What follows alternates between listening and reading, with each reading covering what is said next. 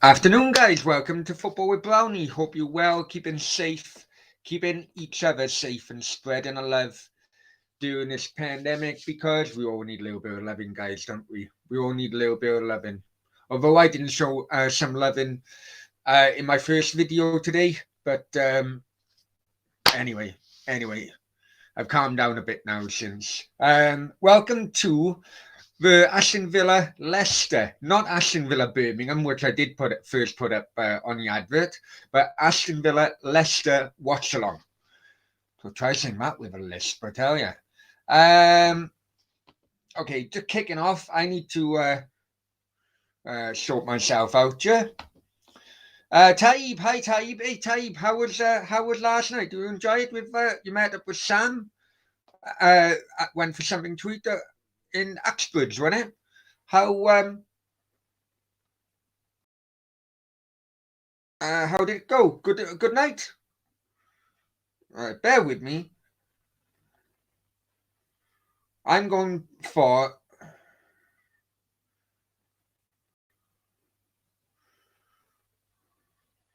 Hang on. I'm going for 2-0. I'm going for 2-0 Villa today. Let me know. Let's see, 1 second.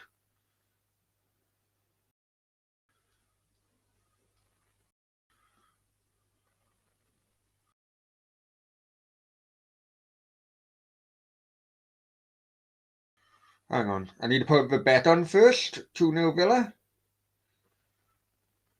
There you go. I've gone for 2-0 Villa. Anyway, do apologise, guys. Do apologise. And Taliban said, Cardiff, oh, geez, I tell you what. Listen, I went for a draw. The youngsters done really well.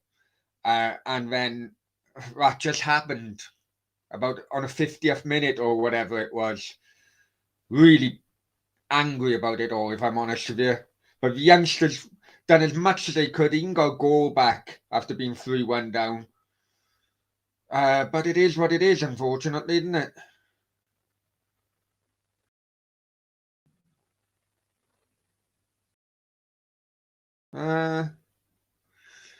Anyway, other scores today. Leeds had a last minute goal, last minute equaliser.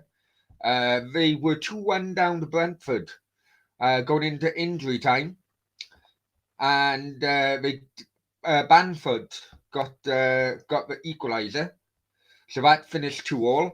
Tottenham won 3-0 at home to Norwich. United won 1-0 at home to Crystal Palace. In the Championship, at the moment it's Stoke beating QPR 1-0 at Loftus Road. I'll be honest with you, I'm fancying Stoke to to get at least into the playoffs. In España, in Spain, Rayo Vallecano beat Espanyol 1-0. Elche, it's half time between Elche and Cadiz. It's 1-0 to Elche. And we're watching Villa Leicester. Put your predictions in the chat, guys. Yeah, I've gone for 2-0 Villa. I think going to be interesting because it's Gerrard against his old boss, Brendan Rodgers, isn't it?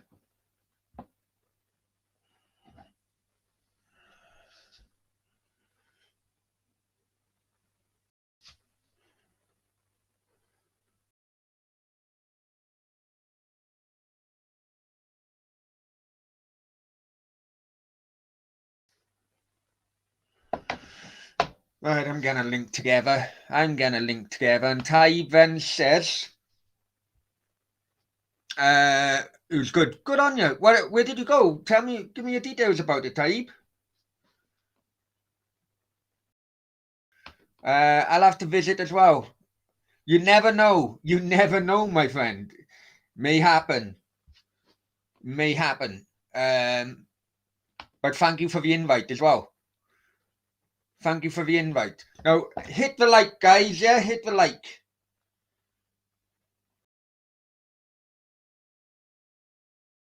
Oh, come on, you freaking thing. Is this VPN on? Ah, VPN's not on. That's bloody why.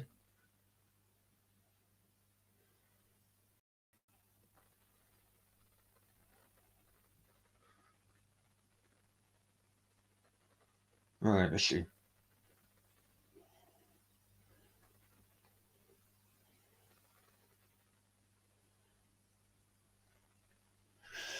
Anyway, right.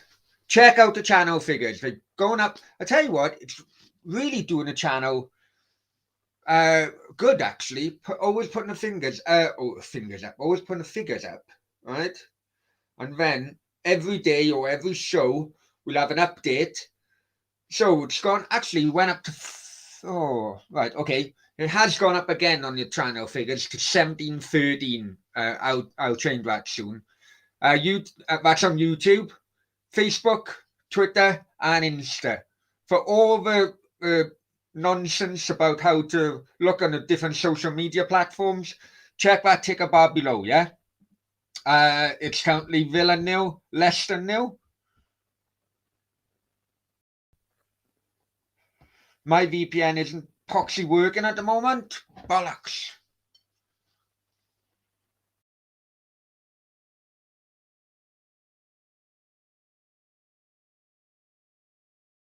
Knock off and on. The great electronic engineer that says just knock it off and on. That's the best way about it. Right. What else happened last night? What else? I had an early night actually. I had an early night. I was fuming, absolutely fuming from about yesterday's game. Lucky I didn't do a reaction. Absolutely so lucky. Well, I tell you what, the channel probably would have exploded had I done a reaction the way I felt yesterday after the game. I was fuming. I just knocked everything off. I had an early night, and well, I mean, if you've seen my reaction today, this morning, believe me, I was half as angry than I was last night. The laptop would have been thrown somewhere, and I do apologize. I do apologize to. I was going to have a few fan cams after the game yesterday. They actually lined up. Everyone lined up. Apologies, but I just couldn't do it. I have apologized to the people with direct messages and all that and conversations throughout the day. I just couldn't do it. I was so angry.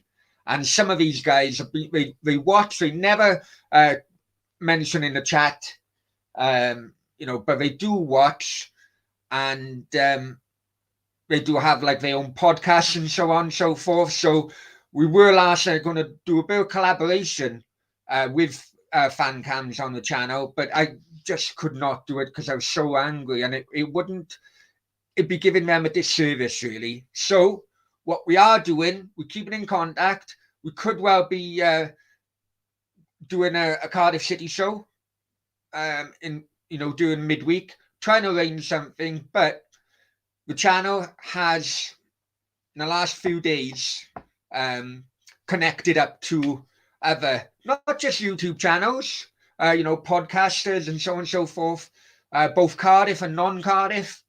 So let's just say the channel is reaching out, and as a result, I hope that the football brownie community actually expands at the rate in which it's going at the moment.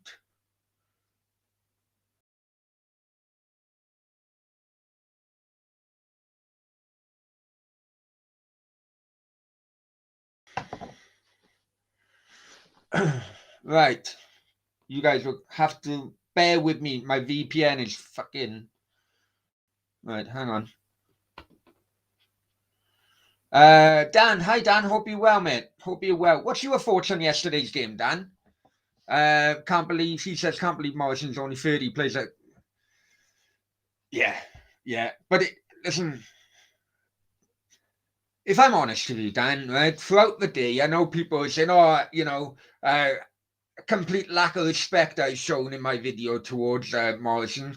Listen, you know yourself, Dan, I've been mentioning my worries with Morrison's game for, well, it seems forever. It seems forever. And people are, after yesterday's game, people are still defending him and supporting him. If you want, I'll be completely honest with you. If people are still supporting him and defending him after yesterday's performance, it's those people who have a problem within the fan base of Cardiff City. I was on my reaction video yesterday. I was listening to Cardiff City TV while I was doing the Soccer Saturday show yesterday. And I couldn't believe what I was hearing from the commentators. I don't know who was commentating. To be honest, they don't deserve a fucking name mention what they were saying. The one guy says, oh, it was by far Pack's best season. Pack? You can't even tackle. If Pack wasn't playing this season, Cardiff be further up the league. That, in my opinion, is fact. Although technically it's not a fact, but and when Morrison was walking off, they said, I very much doubt any Cardiff fan would blame Morrison for that. Of course we fucking blame him. And it wasn't, listen, the first half, if you've seen the first half and you watched it over again, right? The Cardiff centre defence was being stretched all over the place. Listen, we went up 1-0. And we were leading at half time. But the signs were there. The signs were there. I'm not going to have a go at Steve Morrison. People are on about his substitutions after the sending off. To me, listen, he tried to defend the lead at the time. So he took off a striker and put on a centre half to make up for the gap Morrison created by his stupid sending off. Listen, if a guy was going to go straight through, we're in the 50th minute, yeah? If a guy, listen, they were split like a bloody,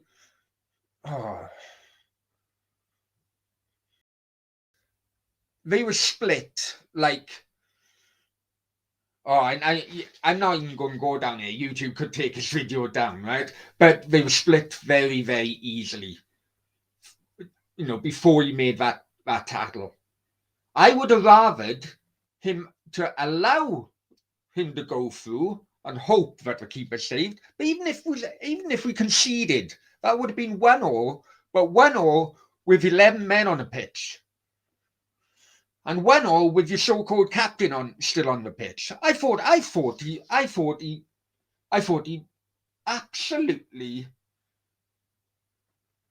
threw every single player, fan, management team, everyone to do with that. He threw everyone under the bus yesterday. And he should know better.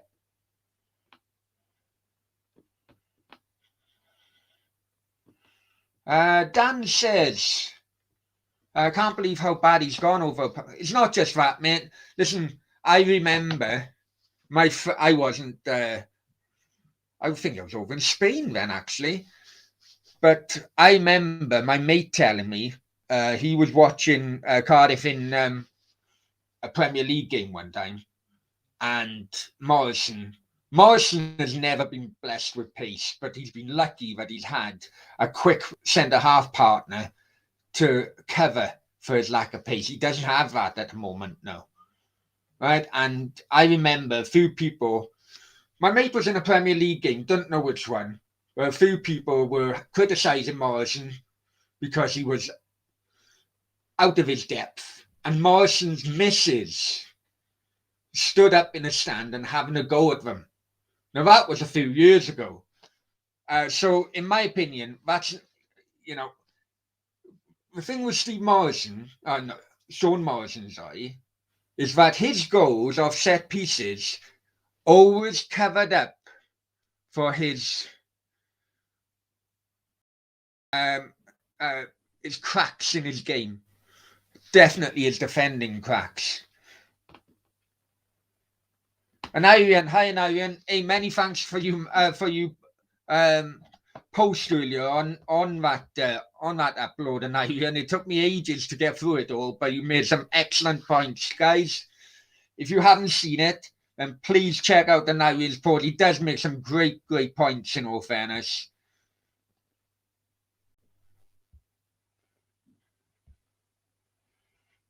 I'm going to try and download another VPN if I'm honest with you.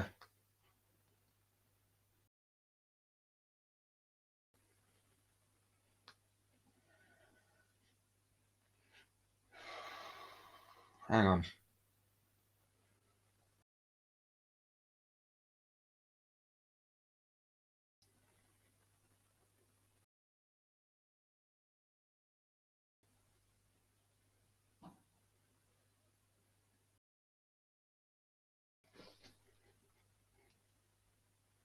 Right, I'm going to try and download another VPN.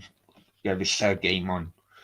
And Iron said, I think Morrison's been crap ever since we signed him. Don't know why. His goals, and Iron.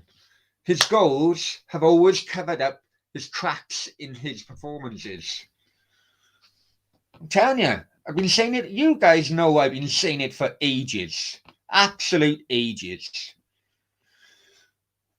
Although, you know, I'm going to read out what... hang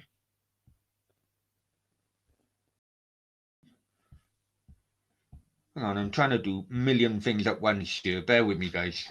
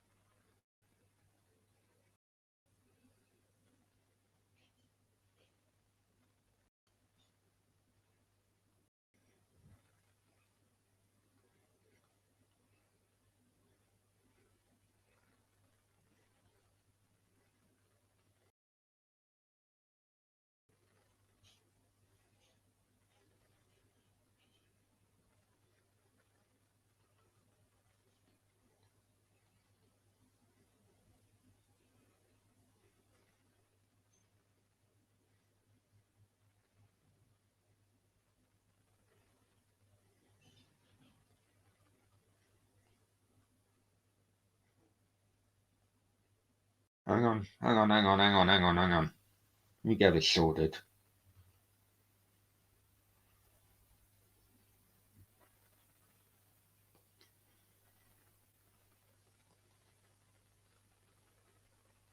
Fuck's sake.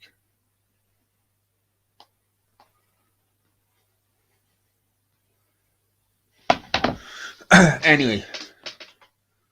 And Ivan Wren says, fucking I'm waiting for this bloody game, man. Anyone got a link to the game? They can send it to me.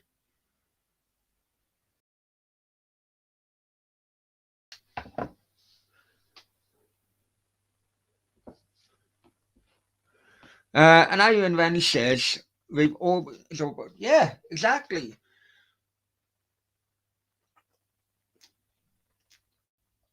Can't do anything else. His goals have covered up his cracks in his game for many years, mate. Now, even his goals, okay. Take that Luton game out the equate. Dan, hi Dan, hope you're well. What do you think all these athletes getting heart attacks lately? What do you think it's called? Dan, I have done a video about it a few days ago. I'm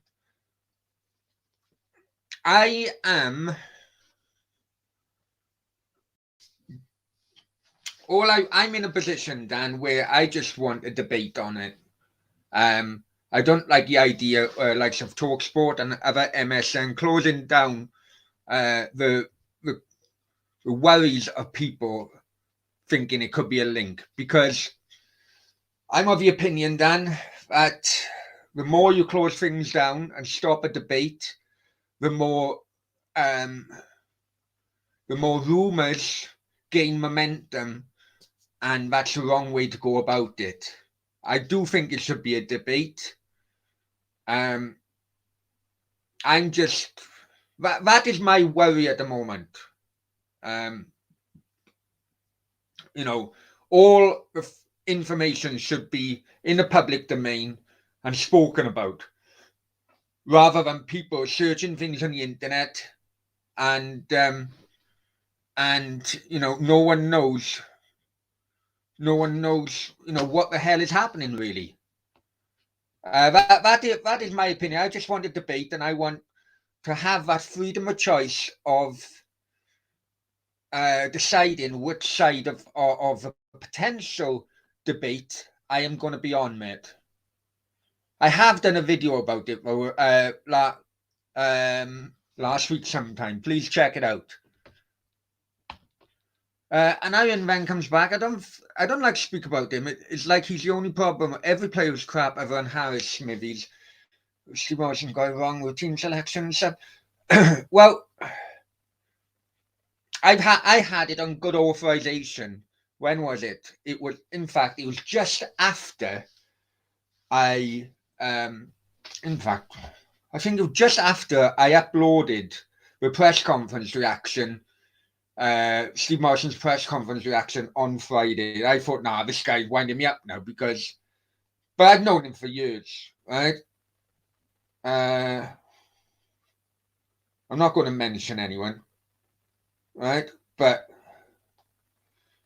right, when it was 5 o'clock,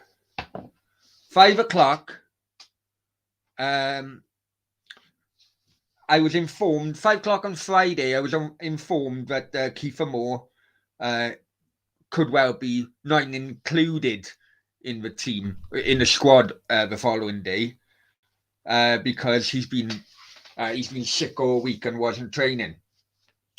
I was then informed that Bakuna has been dropped altogether in the squad. Absolute altogether. Now I can't remember if Bakuna was on the bench yesterday or not, but he weren't in the starting 11, was he? And Evans is not starting, but in the squad.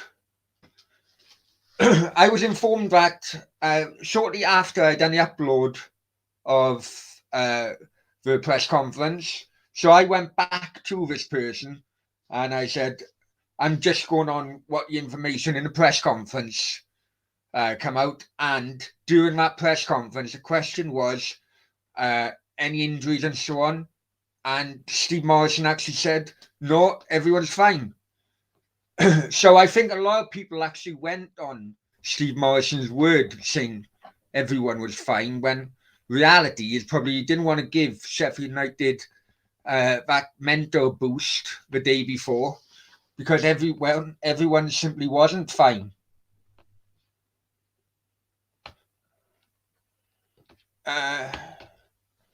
Dan says, the Cardiff City show tonight would be great, mate. Would be interesting to hear some other opinions on the game yesterday. Can't do it tonight.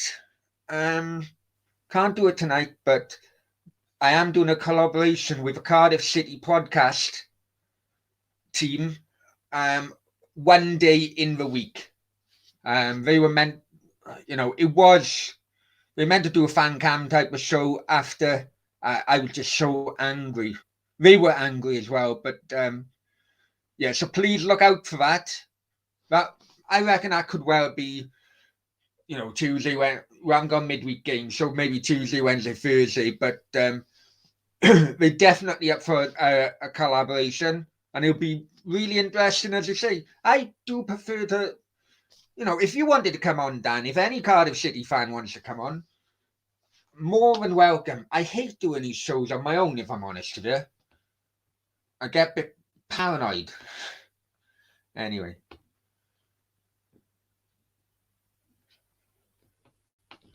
Dan says, yes, Brownie. Yeah, that's all I want. As a current citizen of the UK, that's all I want is a debate. Yeah, please, if you are interested in I won't call it story, but anyway, please check. I done a video about it. I think about Thursday maybe, and Ian says, "Be good to show." Sorry, be good to see a show with Dan, seeing how he's gone about the only. No, me and Dan, I haven't fallen out with you, cheeky. I tried to get Dan on the Soccer Saturday show yesterday, but unfortunately he was in a wedding. Dan's a very busy guy with Taswell, and his boy is actually in the Swansea City Academy, so he he basically is a taxi for his boy as well. But I'm trying to nail that Dan down for a regular guest on the Soccer Saturday show. Basically, if anyone is interested, I don't know if you watched it yesterday, but trying to get 3 or 4 different people. They watch their own. They watch a different game, commentate on that, while in the main screen the results, via flash scores will be going up and down. I don't know if you guys watched it yesterday, but I enjoyed doing it really. However, there are many in which I have not fallen out with an Irian, but I get your point.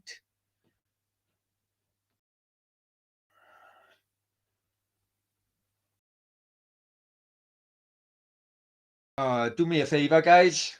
Can someone take that bloody Prince Khan comment out if anyone is any mods in the channel? I don't know if I can do it on you, but it's not going on the bloody screen. Anyway.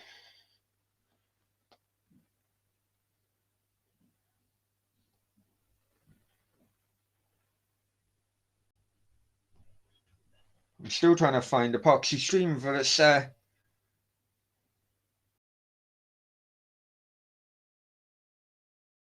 Right, here we go. Finally, it must be a half full kickoff then. Okay, I thought it was a 4 o'clock. Anyway, so I got the teams lining up. Luckily, Dan doesn't seem to have a falling out mindset. You know what? You'd be surprised, actually. I know. Listen, I know he's a quiet kind of guy, but when he doesn't like something, you bloody tell you. Although he's always liked everything from me. Listen, I'm going to go to a toilet before this game starts. Speak amongst yourselves and let me know what your predictions are for this game. I'm going for 2-0 Villa.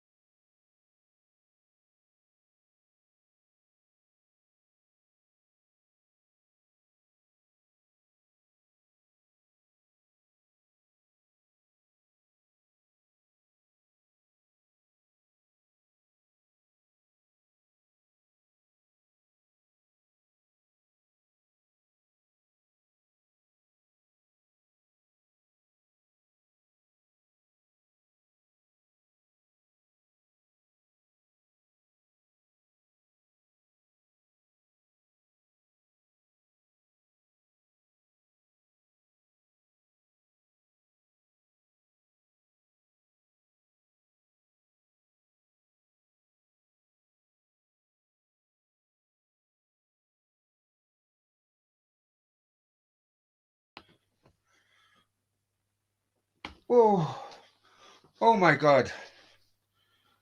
I lost about 2 stone in that toilet, man. I do apologise, guys. I do apologise, right.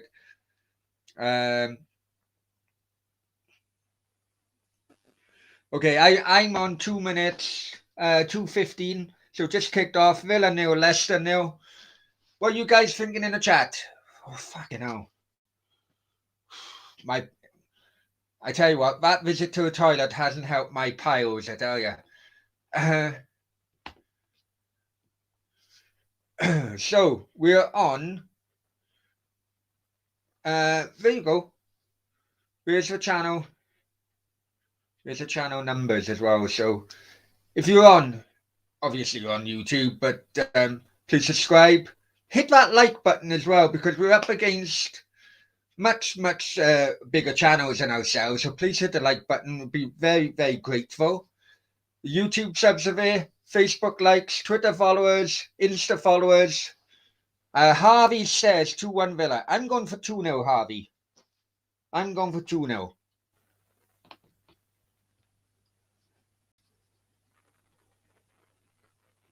I don't know. I think Steven Gerrard is going to have one over his former boss. But it's not the first time they've met as... I don't think it is anyway, because surely they would have met as managers, Rangers and Celtic, surely.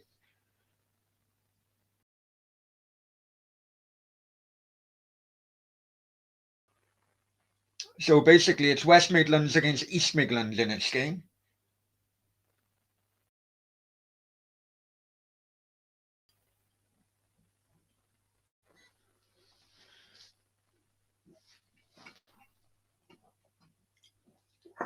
At the moment, I'm on the old... I need to go more central.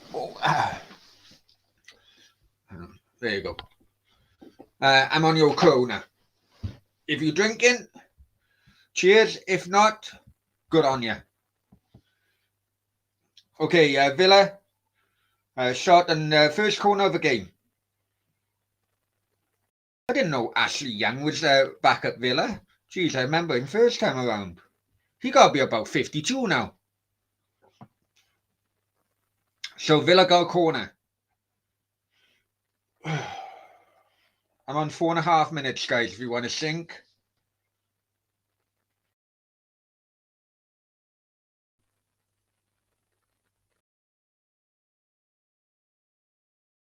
Ball coming over. Ooh. It was an in-swinger, and Leicester very lucky to get that away, actually. Very dangerous corner. Ball come back over from the other wing, and it's gone straight out to play for a goal kick. So it's still 0-0.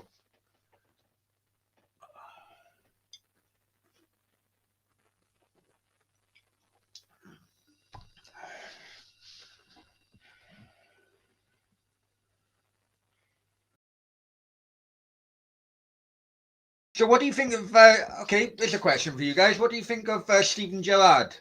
I mean, personally, I think it's well, at most a sideways move from Rangers to Aston Villa. Very risky move, if I'm honest with you.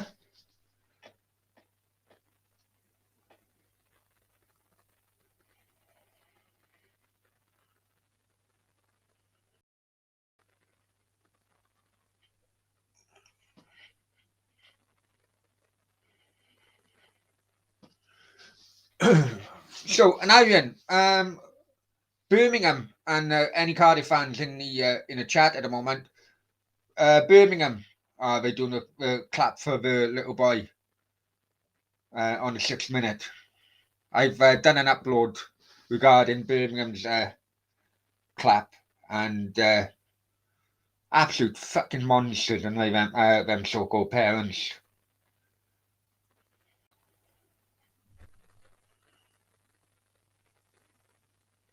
Absolutely heartbreaking.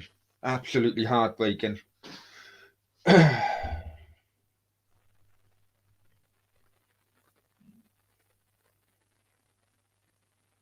the game's basically stopped so I can have a minute applause for little Arthur.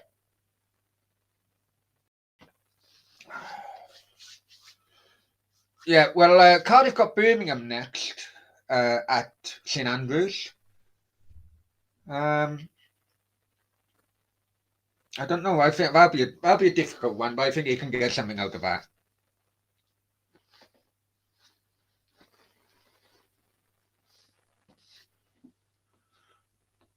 Okay, in the chat, let me know what teams you support as well,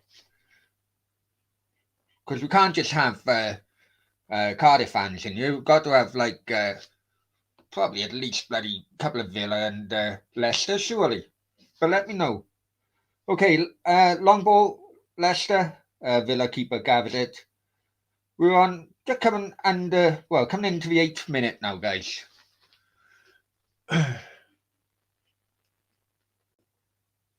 Welcome to Football Brownie. Please like, share, subscribe. There's all the tags or social media tags underneath. Channel figures, current channel figures, although I think we up a couple more on YouTube. But Dan says, are you going to any other Cardiff matches this season? I'm not too sure, Dan, if I'm honest with you, mate. I'm not too. Leicester going into the Villa box. Cross coming in. Is it Madison from the outside? Blocked. I'm not too sure at the moment, mate. I'll be honest with you. I know that the COVID passport thing is another issue, but personally, I don't know where I'm going to be with in the next few weeks, if I'm honest with you. But I will try. I will try. How about yourself, Dan? Are you a season ticket holder? Leicester going into the Villa box? Shot way wide. Are you a season ticket holder down here, Dan?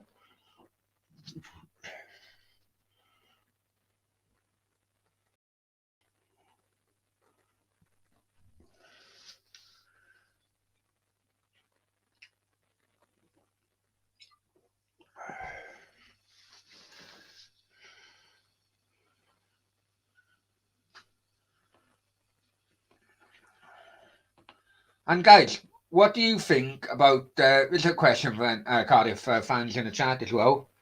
I told you about Isaac Davis, didn't I? When was it? Last year, back last year, in my first lot of watch-alongs. I told you about Isaac Davis, and he's also coming on as well with his performances. He didn't hide where he could well have hidden. The youngsters could all well have hidden after going down to 10 men, but no, we tried to stand up, and I think he done a good performance again yesterday. How about yourselves? Okay, over a 10-minute mark now. Villa coming forward. Little 1-2 gone wide at Cash. Crosses it in. Too long. Too long. The crossing from Villa at the moment has been pathetic.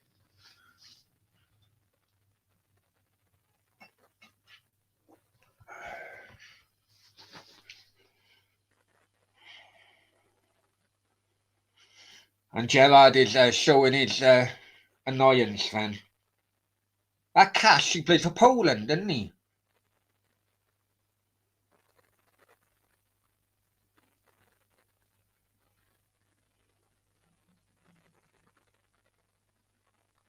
Leicester go long out wide for Harvey Barnes. No, well, the other Barnes is the one that plays for Leicester. Okay, Villa trying to counter. Gone out wide. Ollie Watkins, is it?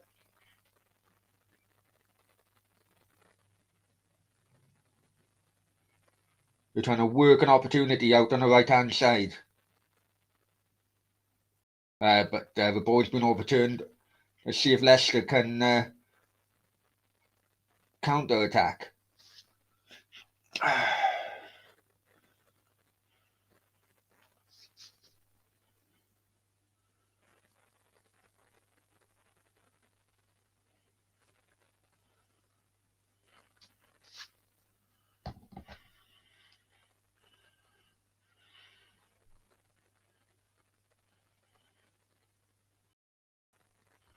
Hola, Gemma, ¿qué tal? No, no, no, no, no. No, no, no, no, no, no, no. If there's any, guys, if any mods, please check her out. See if I can do it off my phone.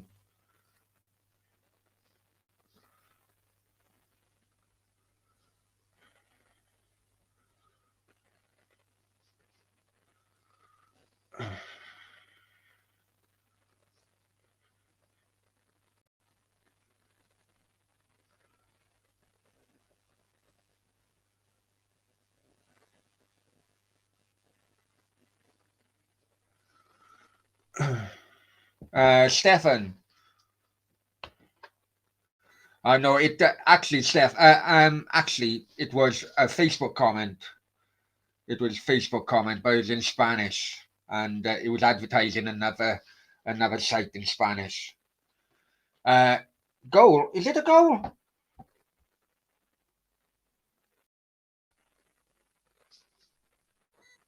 Hang on.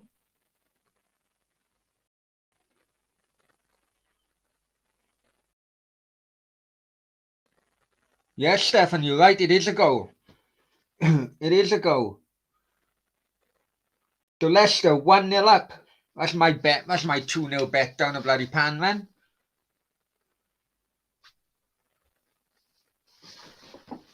Gerard isn't looking too too happy.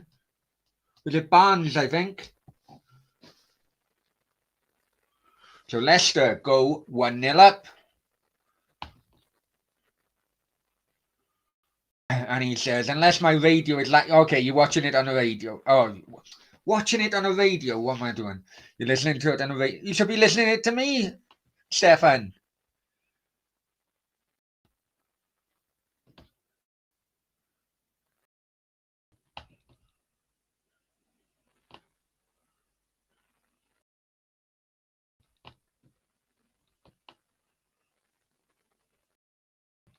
Anyway, welcome to the stream, Stefan. So, Leicester go 1-0 up. Guys, please check the channel figures above. Please help increase on whatever platform you're on. And the information of all the platforms in which Football with Brownie is underneath here. It's currently Villa 0, Leicester 1. Please hit the like button before you go. Please subscribe as well, obviously. We got Midnight in. Hi, Midnight. Hope you're well, man. Hope you're well. Hope you're well. Great to see Stevie G and Bonds. Yeah, I did. Listen, did they ever manage against each other at Glasgow, or did Brendan did he leave? Did he leave Celtic before? I can't remember, mate, if I'm honest with you. Hope you're well as well, mate. Intently watching on the radio, yeah. Yeah, I know what you mean. Mate. Hey, and Stefan, on about dogs, because I know. Did you see the my upload? Because the media guys in Zenit St. Petersburg, because it was so popular, they also released more footage about Zenit players, helping the dogs home yesterday. Absolutely fantastic. And guys who don't know, the Football Brownie community, listen, it's only a small part we played, obviously. But I done an upload yesterday. Oh, it's 1-0. It's 1-0. Oh, but I think it's going to be ruled out. Or will VAR be looking at it, I think.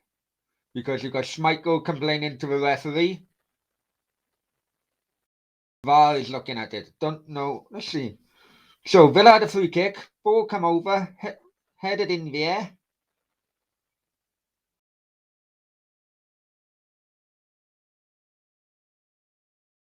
Claiming offside. But he wasn't offside. Why would he be offside?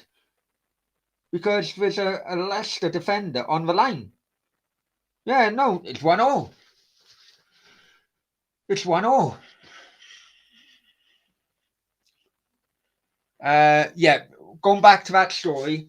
I don't know if you guys seen this, but I done a podcast with Mark Bowen, the head of Zenit St. Petersburg media team yesterday. Before that was in a Gazprom arena. It was before the game they had against Rostov, and they helped a local dog homing charity. They done it on their stream. They sent me the link. I've done it on as an upload on here. 2 million people watched that footage. From in 24 hours, say 2 million people. I think about 1,000 watched it initially, on Football Ground. But we played our part. And hopefully, those dogs will get a loving home sooner rather than later. Then today, because the video from Zenit was so popular, then they released further footage, and which I've done an upload a few hours ago. But you know what? Football can help society so much, and those dogs. Listen, if you're a dog lover like myself, or just a pet lover, an animal lover, some of those beautiful faces on those dogs are incredible. Please watch it if you got the opportunity.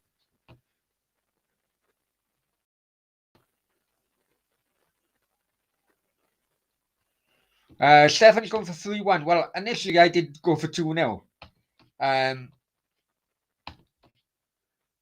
Midnight says, I think he was gone as well, but I didn't know about Gerard's first season. I didn't know.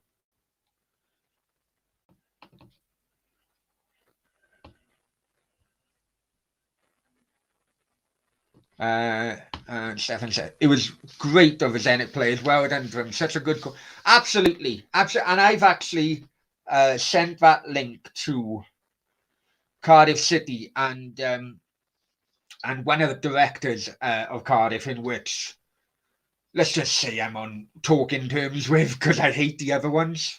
I said, look, surely the club can do something very similar in order to help a local dog's home. Not just Cardiff, every club. Little things like that, bringing the issue that dogs want homes or need homes to the forefront, using football to help promote good causes like that. I think every single football club have a duty, if I'm honest with you, to do things like that for the local community.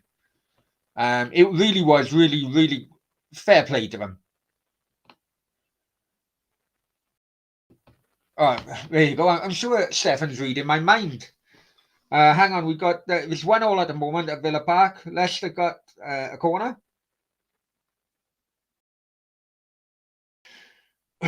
So,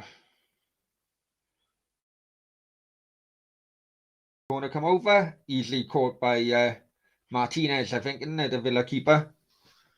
So Stefan says more clubs could do that. How can you not? Absolutely, absolutely. and it just I'm wondering whether or not some of those Zenit players actually are going to adopt some of the dogs, because you could tell when they were holding them, you could tell there was already a bond between that player and the dog in which he was they were carrying, especially Zuba, which was the last player to come out on the first video I done. He had a smaller dog. I think it may have been like small spaniel or something like that. I can't remember now. But you could tell that there was already a bond between the player and the dog he was carrying. I thought it was absolutely brilliant.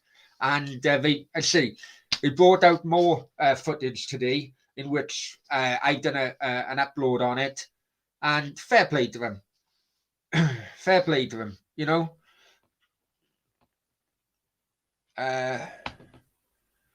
So let's go back in the chat.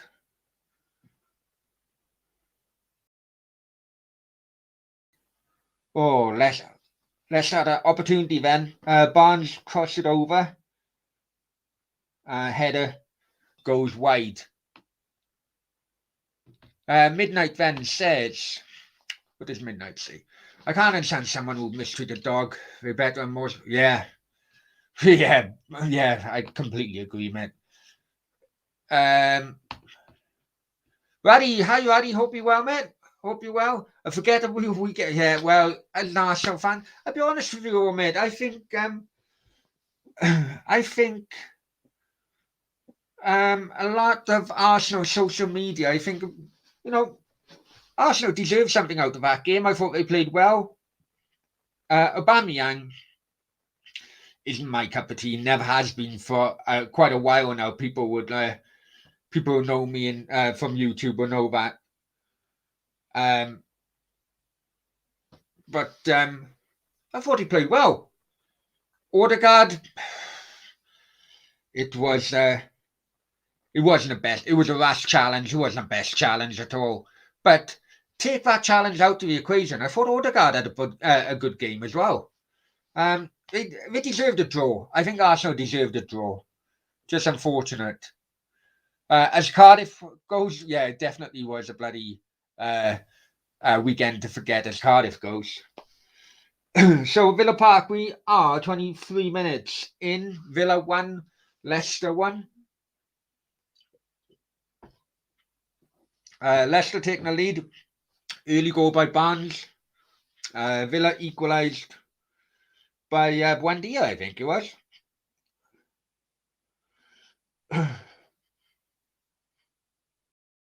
You can see what Leicester are doing, or Leicester trying to hit on a break all the time.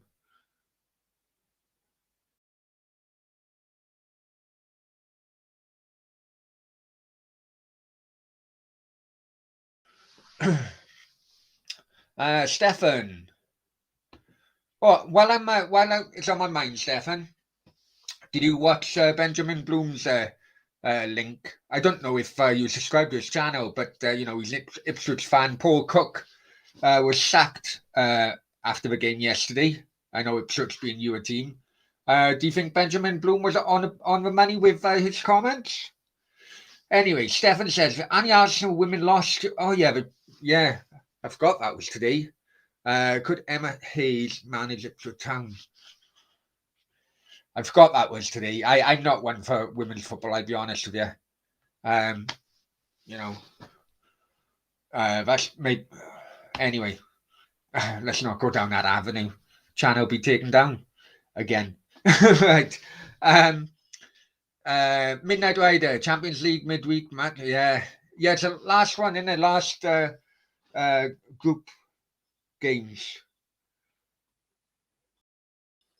So I think talking to Mark Bowen about Zenit, because they were in Chelsea's group, and they've got Chelsea actually on Tuesday or Wednesday, I think.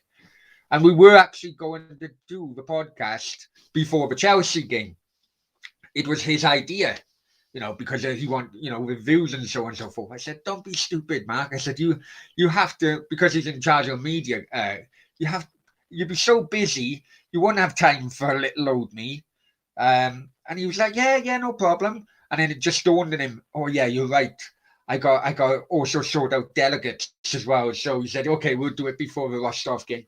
I tell you what, he gives up so much time for his channel, and every time he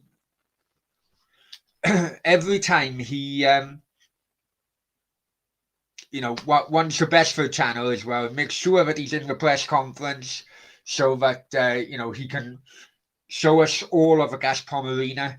And it's always special talking to Mark, and I hope it always comes across as one of the better podcasts in which the channel have done, basically because of the environment in which he is there. He's not in his living room or a bar or whatever. He's actually in the media room of the Gazprom Arena, and it's a fantastic looking stadium. One for my tick list, I tell you. Okay, Villa on the attack. Still 1-1.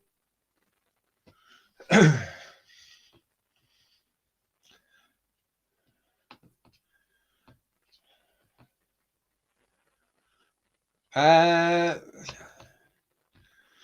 Stefan says Chelsea won easily. I think women's football is changing again, but the upgrade in the stand over years is amazing. I'm not. Villarreal, shot. Keeper saved with his legs. I think it's gone for a Villa corner now. Yeah, Villa corner. Schmeichel's a good keeper. He's very underrated, isn't he? So ball coming over. Schmeichel punched it. Wasn't a good punch, but a defender gets it away further. Villa still in possession, but the ball is going backwards. Well, did you see footage from that England-Latvia game? Oh, jeez. I know. I don't really want to go down that, if I'm honest with you. Mate, it's, we do have a lot of women subscribers, saying that with a lisp. Midnight says AC Milan hosts Liverpool on Tuesday. What's the thing in that group, man? What's the thing in that group? Raddy says, watch a full game. Chelsea on different levels should have scored more goals. Okay.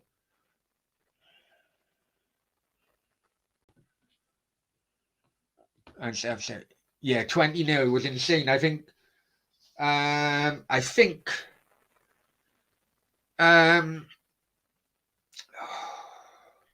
thinking now.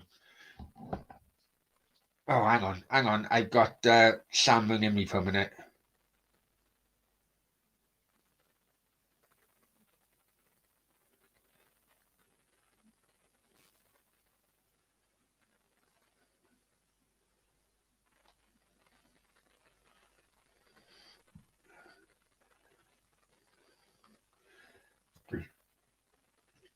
I got Sam.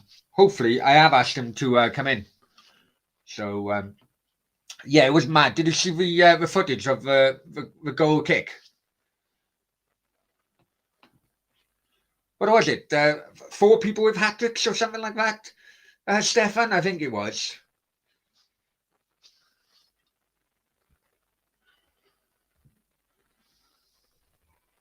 Still 1-1 at Villa Park.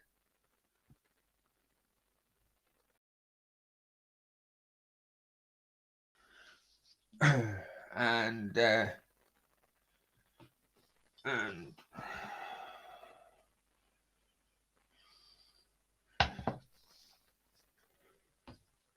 no, it ain't Stefan. No, it ain't. It's someone else. That's why I'm not. That's why I'm not bringing the comments up. But he is watching us. Anyway, Raddy said, must beat Everton tomorrow. I tell you what, on about Everton, it's going to be interesting. What is it, 27 minutes or something? Everton have got a protest tomorrow against the game against Arsenal, right? I think it's like 25 years or something since they last won a trophy. Or when was it? 94? So what? 20? Anyway, on that minute of that day, of however long it is, 20 odd, wherever it is, the protest is that everyone's going to walk out. So it would be very interesting to see how many people, actually walk out and stay out during that game against Arsenal. It's also going to be on TV as well, isn't it?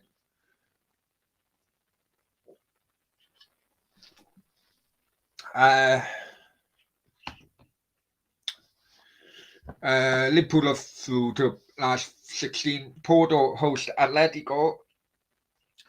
Okay, no worries at all.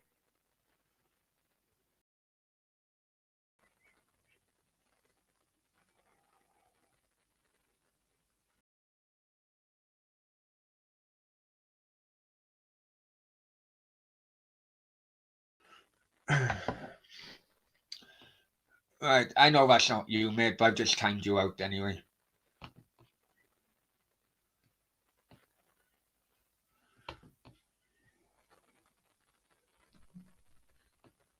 We must take advantage of all these. Yeah, I think so, mate. I think so. I think it's going to be quite a big one actually as well. I think there's going to be quite a big walkout tomorrow night. Be interesting. I think it's like on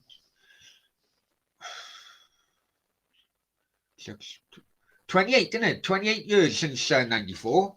So on the 28th minute, on the 28th minute, hang on, just bear with me, guys. Sam Greenwood is coming in.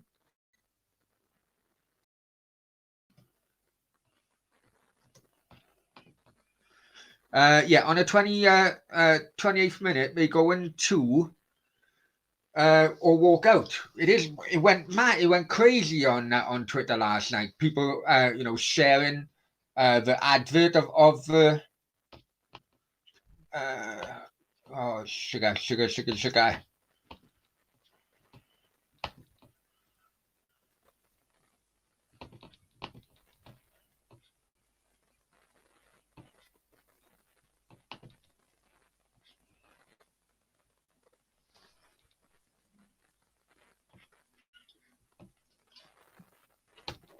Bear with me, guys.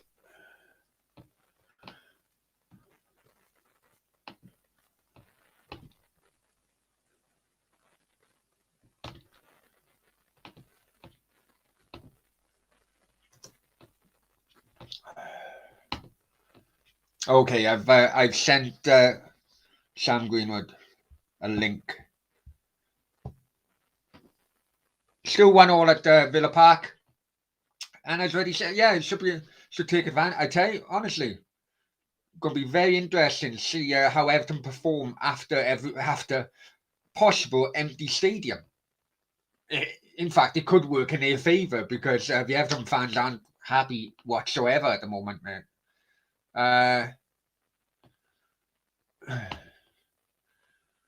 Stefan says, why would you walk out of a game you paid to watch? They're so angry, I guess. At the moment, mate, they're so angry. Most of them are season ticket holders anyway, so they've already paid. But I get your point. It,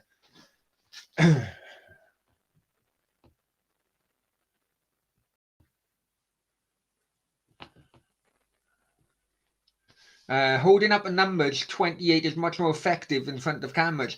Maybe, and you know what? And then after COVID, after the empty stadiums with COVID, it may not be as effective as it would have been seeing an empty stadium, before COVID, if you know what I mean.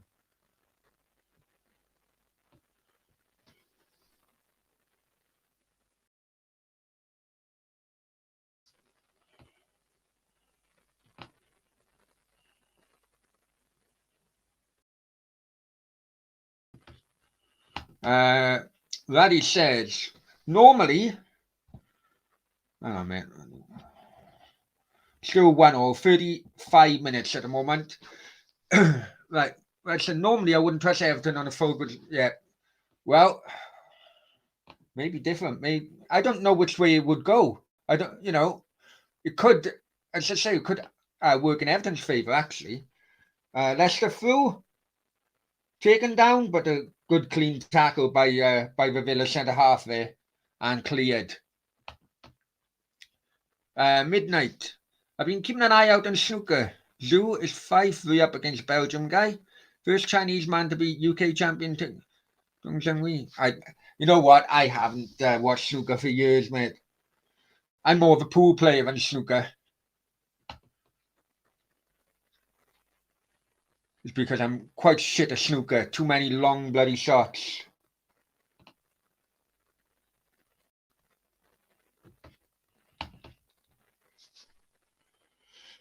Good tackle there by Cash to Leicester throwing. Midnight says Everton are sick of it. An FA Cup final, 95. Was it 95? I thought it was 94. Duncan Ferguson era. Yeah, who scored that goal against Man United? Stopped United from doing a double. It was Paul Rideout.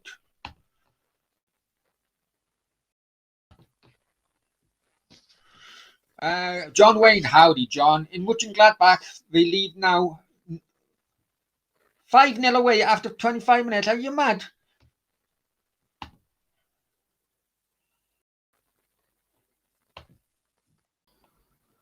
There he is. Hi, Sam. How are you? I'm all right, matey. How are you? Yeah, not too bad, mate. Not too bad. How was it last night? We did have Taib in a chat earlier on. Yeah, we had a good chat. We met up at a Italian meal in Uxbridge. Had a nice chat. It was good. Met up for a few hours. It was great. Yeah, he's a great guy, Ty. Very nice. Brilliant, brilliant. Go on. What did you eat? I hate asking this question, but go on. I just had some. Was it like what do they call it? I can't remember the actual name, but it's like it's pasta basically with like some beef ragu, and it was a nice tomato-based sauce with a bit of red wine in it. It was nice. And what do you drink? Were you the only drinker? I don't know if Taib drinks or not. No, Ty doesn't drink. No, I didn't. I had one mojito. But apart from that, I was just drinking lemonade basically because I just didn't really fancy, drinking last night. I was having a good chat. It was nice. Oh, good on you. And Leicester going into the area at the moment. Shot Madison over the bar. Good evening, everyone in the chat. I see all the regulars. Yeah, we got a few in the chat coming in and out. All the regulars. Yeah, of course. Listen. Yesterday, I was fuming, Sam. After I don't know if you continued if you watched that second half. I was freaking fuming. No, I didn't get to watch it, but I saw the result. I thought the result you didn't like. Well, the captain gets sent off after 50th minute with a stupid challenge. That was the end of it. Then we went 3-1 down. Go back but fucking. It's like football could be cruel. Yeah, well, the thing is, Sam, stupid challenges. People say, "Oh, he took one for the team." It was 50 minutes. We were 1-0 up. I'd rather play with 11 men than fucking 10. Yeah, that's taking one for the team. That's only like if it's the absolute last resort. You got nothing left, or like the last minute. Basically, that's it. You can't say you're taking one for the team at 50 minutes. Right, Sam. Listen, can I leave you on your own for a second? I need a shit. I have lost 2 stone the last time I went to the toilet. I really am. Honestly. Right, bear with me. Take over, mate. Take over. Bear with me. Right then. So now it's become the Sam Greenwood Show. Welcome, everybody. You're much better watching me than Brownie talking crap all the time. Brownie's just gone to lay some cable down in the old water bowl. Gone to drop off some brown babies over at the pool. And so how's everyone doing? I see John Wayne's here. Stefan, I'm good, mate. Nice to see you, Stefan, with your fancy pseudonym name, whatever, like a ghostwriting name, whatever it is. Got John Wayne, looking good for about 210 years old. You've been dead quite a long time, but you've been dead about 50 years, haven't you? Looking good. Riddy, nice to meet you. Well, not meet you. Oh, bloody hell, mate. You know what I mean? It was nice to see you in the chat. Midnight Rider, how you doing, my friend?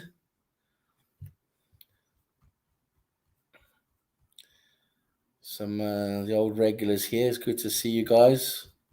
Ipswich Town, honestly, what a shit football club. Honestly, I mean, yeah, one of those teams are just always going to disappoint, aren't they? Always going to disappoint.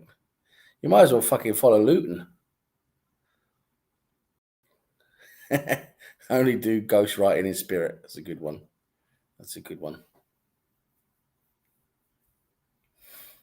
So how's everyone's weekend been? Been okay? Anyone been doing anything interesting? Tomorrow night, Arsenal playing Everton. You should beat Everton. I mean, they're in pretty poor form, but you know what we're like. We're always going to fucking mess up against the teams that are doing poorly. We're always going to give them a new sense of confidence. Crap weekend. Oh, crap weekend, and Brownie's taking a crap. So I think the theme for this show is crap. Crap all around. Crap Arsenal, crap Ipswich. Fucking everything's crap. Did Lewis Hamilton win? I don't know. I just see him on the screen there. I know it's in Mexico, isn't it? So I suppose it'll be tonight then. I don't know. Don't really care, to be honest. Formula One was good back in the 90s when actually the cars are actually, they're actual cars and not fucking computer chips.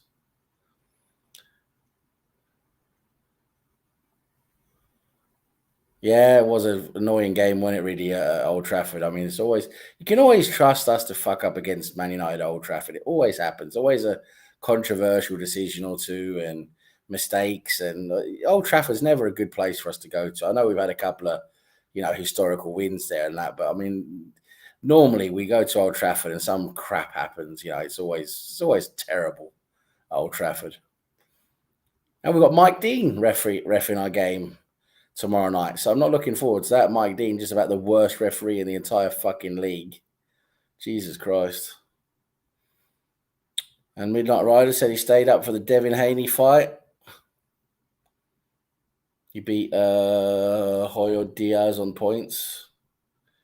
Not really I haven't been following boxing for a while, to be honest. It became a bit, all a bit rigged, didn't it? A few years back. There's not really any great fighters coming through, but it's a bit better now, though, isn't it? The last few years, I see a few decent fighters coming through, but I haven't really followed it, to be honest. Mika Hakkinen, yeah, that's a name. That's a name from the 90s. For a brilliant driver, Mika Hakkinen. For the Finns have had many good drivers, haven't they? As you think about it, Finland, not a big country really, but they've had some good Formula One drivers.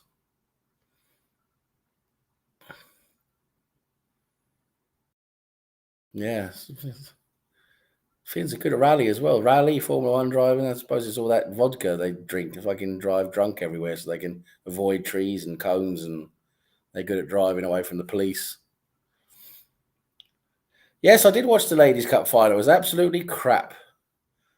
Ladies' football, it's better now than it used to be. I mean, it used to be like watching handicap football. You could go down the local YMCA and see a more entertaining game than ladies' football. But fucking amputees playing football. But now it's a little bit better. It's a little bit more entertaining.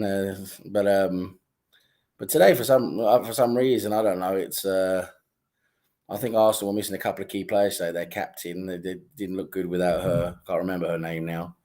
Don't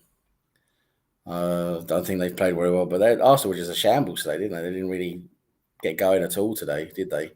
Chelsea played well and just absolutely slapped them. My palio's absolutely taking a battering today, I'll be honest with you. Jeez. Your pal's getting a bit of a scratching today. Oh, Jesus, scratching, I tell you. I had a Chinese takeaway yesterday. Chicken balls, the batter around the chicken. Oh, bloody hell. Jesus, I tell you what. It's sliding out your anus now, all that batter. I was holding on to the bloody the toilet door, the door handle. Like hold on for dear life. As if someone was whipping me from behind. No, let's not go down that avenue.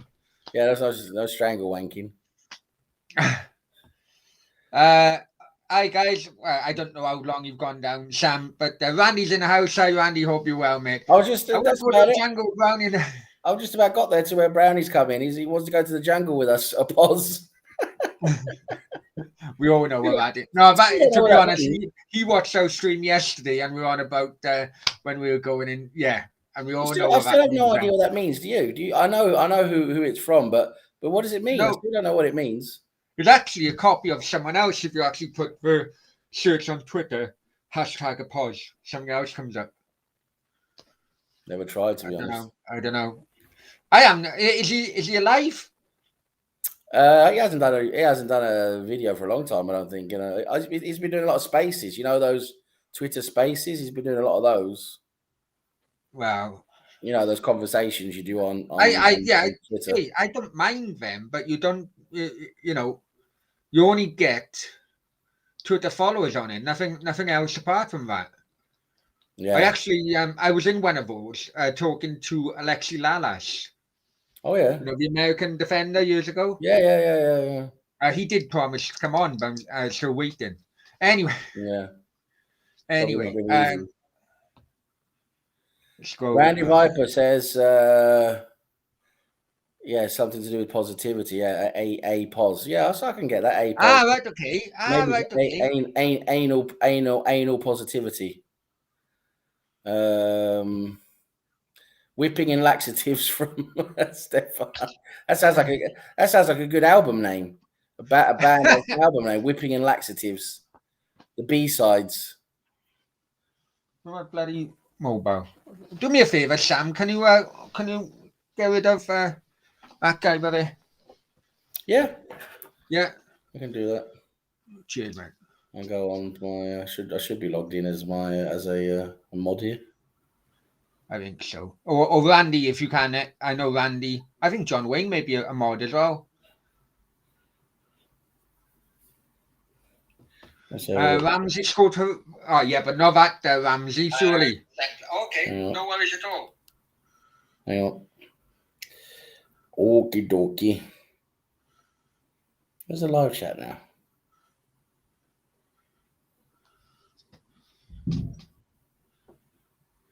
There it is.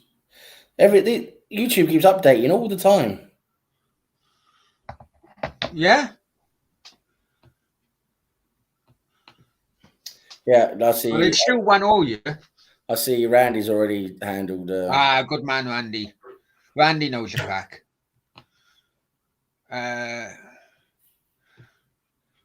Whipping and laxatives. All depends who's whipping, to be honest. All depends who's whipping. We get a shit review. So, when's your next show as well, Sam? Come on, let's do a bit of plugging for your channel. I'm thinking of doing it on Friday. I'm thinking of doing Friday night at 10 o'clock. I'm going to get you on, Brownie, just you and me, and Tony's going to come on as well if he can get his fucking ass around to doing it. And okay. Yeah, we'll go on at 10 o'clock, and we'll just start discussing a few random things, and yeah, just take it from there. Have a late night chat, a good old late night chat.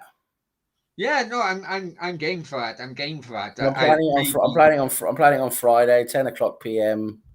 UK yeah, like time. a casual Friday night drink. Nice casual Friday night chat. Just chat about anything. Try maybe and avoid football for once. Try and talk about different things. And if anyone wants to join, they can. Anyone wants to come. No worries. Yeah, let's do it. Let's get back. Roll it back really to what it was like when I was in Spain. Let's just say. Yeah, let's just have a nice chat. Do it now and again. It'll be good fun. And anyone can join. They can join. It'll be nice. No one ever has the guts to do it though. They're always just stuck there in the fucking chat. But yeah, it'd be nice. Randy, I don't think it was him either, but I think it was someone just taking it off him. But never mind, just wanted him out. Seven says, reminds of something I once saw on DVD. Was whipping and bloody laxatives. Yeah.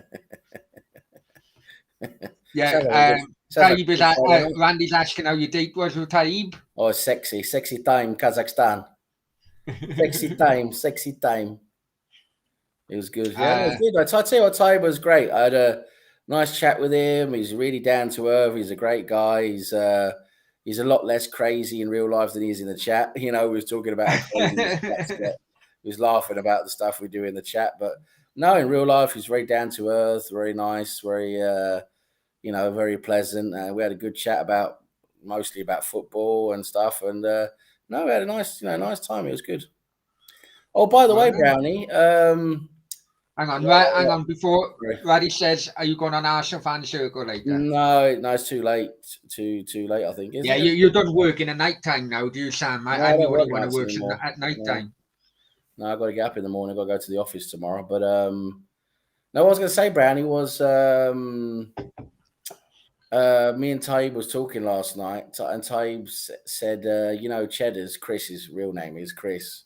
Yeah. He's back from Cyprus now, and him and Taib are going to meet up again on Saturday. Taib invited me to meet up with him on Saturday, and then he said he wanted me to invite you. So if you want, you can come and meet us on Saturday. I don't know, you might be busy or whatever, but you can come and stay. You can stay in the same gaff I'm in if you want. Have a room here, whatever. It's up to you, mate. It's an open invitation. Listen, on air, I will just say I'll try. but I'll let you know it's something that's moving on in the background, Sure. which I don't want to. Listen, I know. Yeah, Listen, I know it's I short will. notice.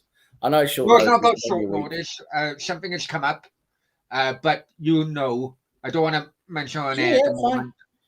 fine. But I could do it. I could do it. You Anyway, never know. the idea is I was just thinking, of course, again, this is only if you can. This is only and if if you can, you could come here in the afternoon, early afternoon. We can be here, have a few drinks where I am. I've got a reception and a bar. It's good where I am here. We can have a few drinks here. You can check in. I think it's only about. It's not expensive here for a night. You can stay for the night, which would make sense. Then we can take it. We take an Uber up to Uxbridge where they are, which it's not far. We just take an Yeah. Uber, like 15 minutes drive up to where they are, and then we'll meet up and have maybe like a couple of games of pool or whatever, and have a few drinks and have a laugh and have a meal and just have a nice laugh, and then come back to where I am in the evening and have a few drinks. I don't want to say right, but we will Listen, be. I know We will if you be. can't, No, you no, can't. no. I'm just saying you got an I open know. invitation. Thank you very much, Taib. Listen, I could do it. I may not be able to, but Yeah. something has come on, and we may have to do another date. Sure, but then That's all I'm going to say. That's listen, all I'm going to we can do say it for another the week. moment. We can do it another weekend. It's no worries.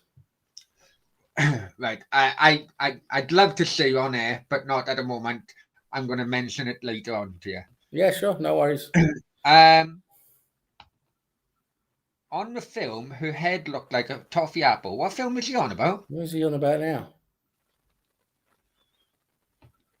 Toffee apple. Ooh. That's Brownie is VIP too busy. No. Honestly, I'm not too busy. Other plans have come in, and I'm hoping I could hit two birds with one stone regarding it. So two birds with one stone. Bloody hell! yeah, no, hey, I can multitask. Some men can multitask at times, Bloody hell! You can wank and strangle yourself at the same time. I love pool. I do. I'm great at pool as well. Great at pool. But I take it very seriously. I really do. People used to take them. The amount of pool cues that was swung across the bar. Oh bloody! You Yeah, don't take, I really am a bad loser when it comes to pool. you don't take losing easily, do you, Brownie? I Oh sort of no, pick up but with you. when it comes to pool, I really am a bad loser. Really. Fucking hell, throwing burgers around in cars and stuff. We've seen that. Well, I tell you what, I mentioned earlier on, if I'd done a reaction after that bloody watching that game yesterday, the laptop would have went flying. The laptop would have went flying, I'm telling you. I had to calm down. Calm down. I knocked everything off. Calm down. I knocked everything off. Calm down, eh? Calm down, Brownie. Calm down, Brownie, eh? Calm down, eh? Raddy, I'm going to a Sunderland game on the 21st. Oh, is that Arsenal, Sunderland? Yeah, I'm assuming. Yeah, we'll see. Maybe I'll go to that one. I don't know. I've got to see. It depends what's going on. But yeah, maybe I'll be going to that one as well. We'll see what's going on. Randy says he wants a glory hole with me on the other side. Oh, hey! Come on now! Oh, bloody hell! Comments like that, and my ass is still fucking settling down after that shit. Wasn't we talking about glory holes yesterday on Saturday? We were, yeah.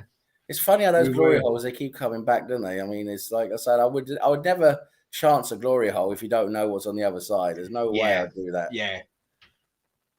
Yeah, you're right. I would stick your sausage in there. You don't know what the hell's going to happen. I know. We could. Oh yeah, she's going to be on the other side. Okay, yeah, no worries. You go in and completely someone else. It's a fucking lorry driver named Dave.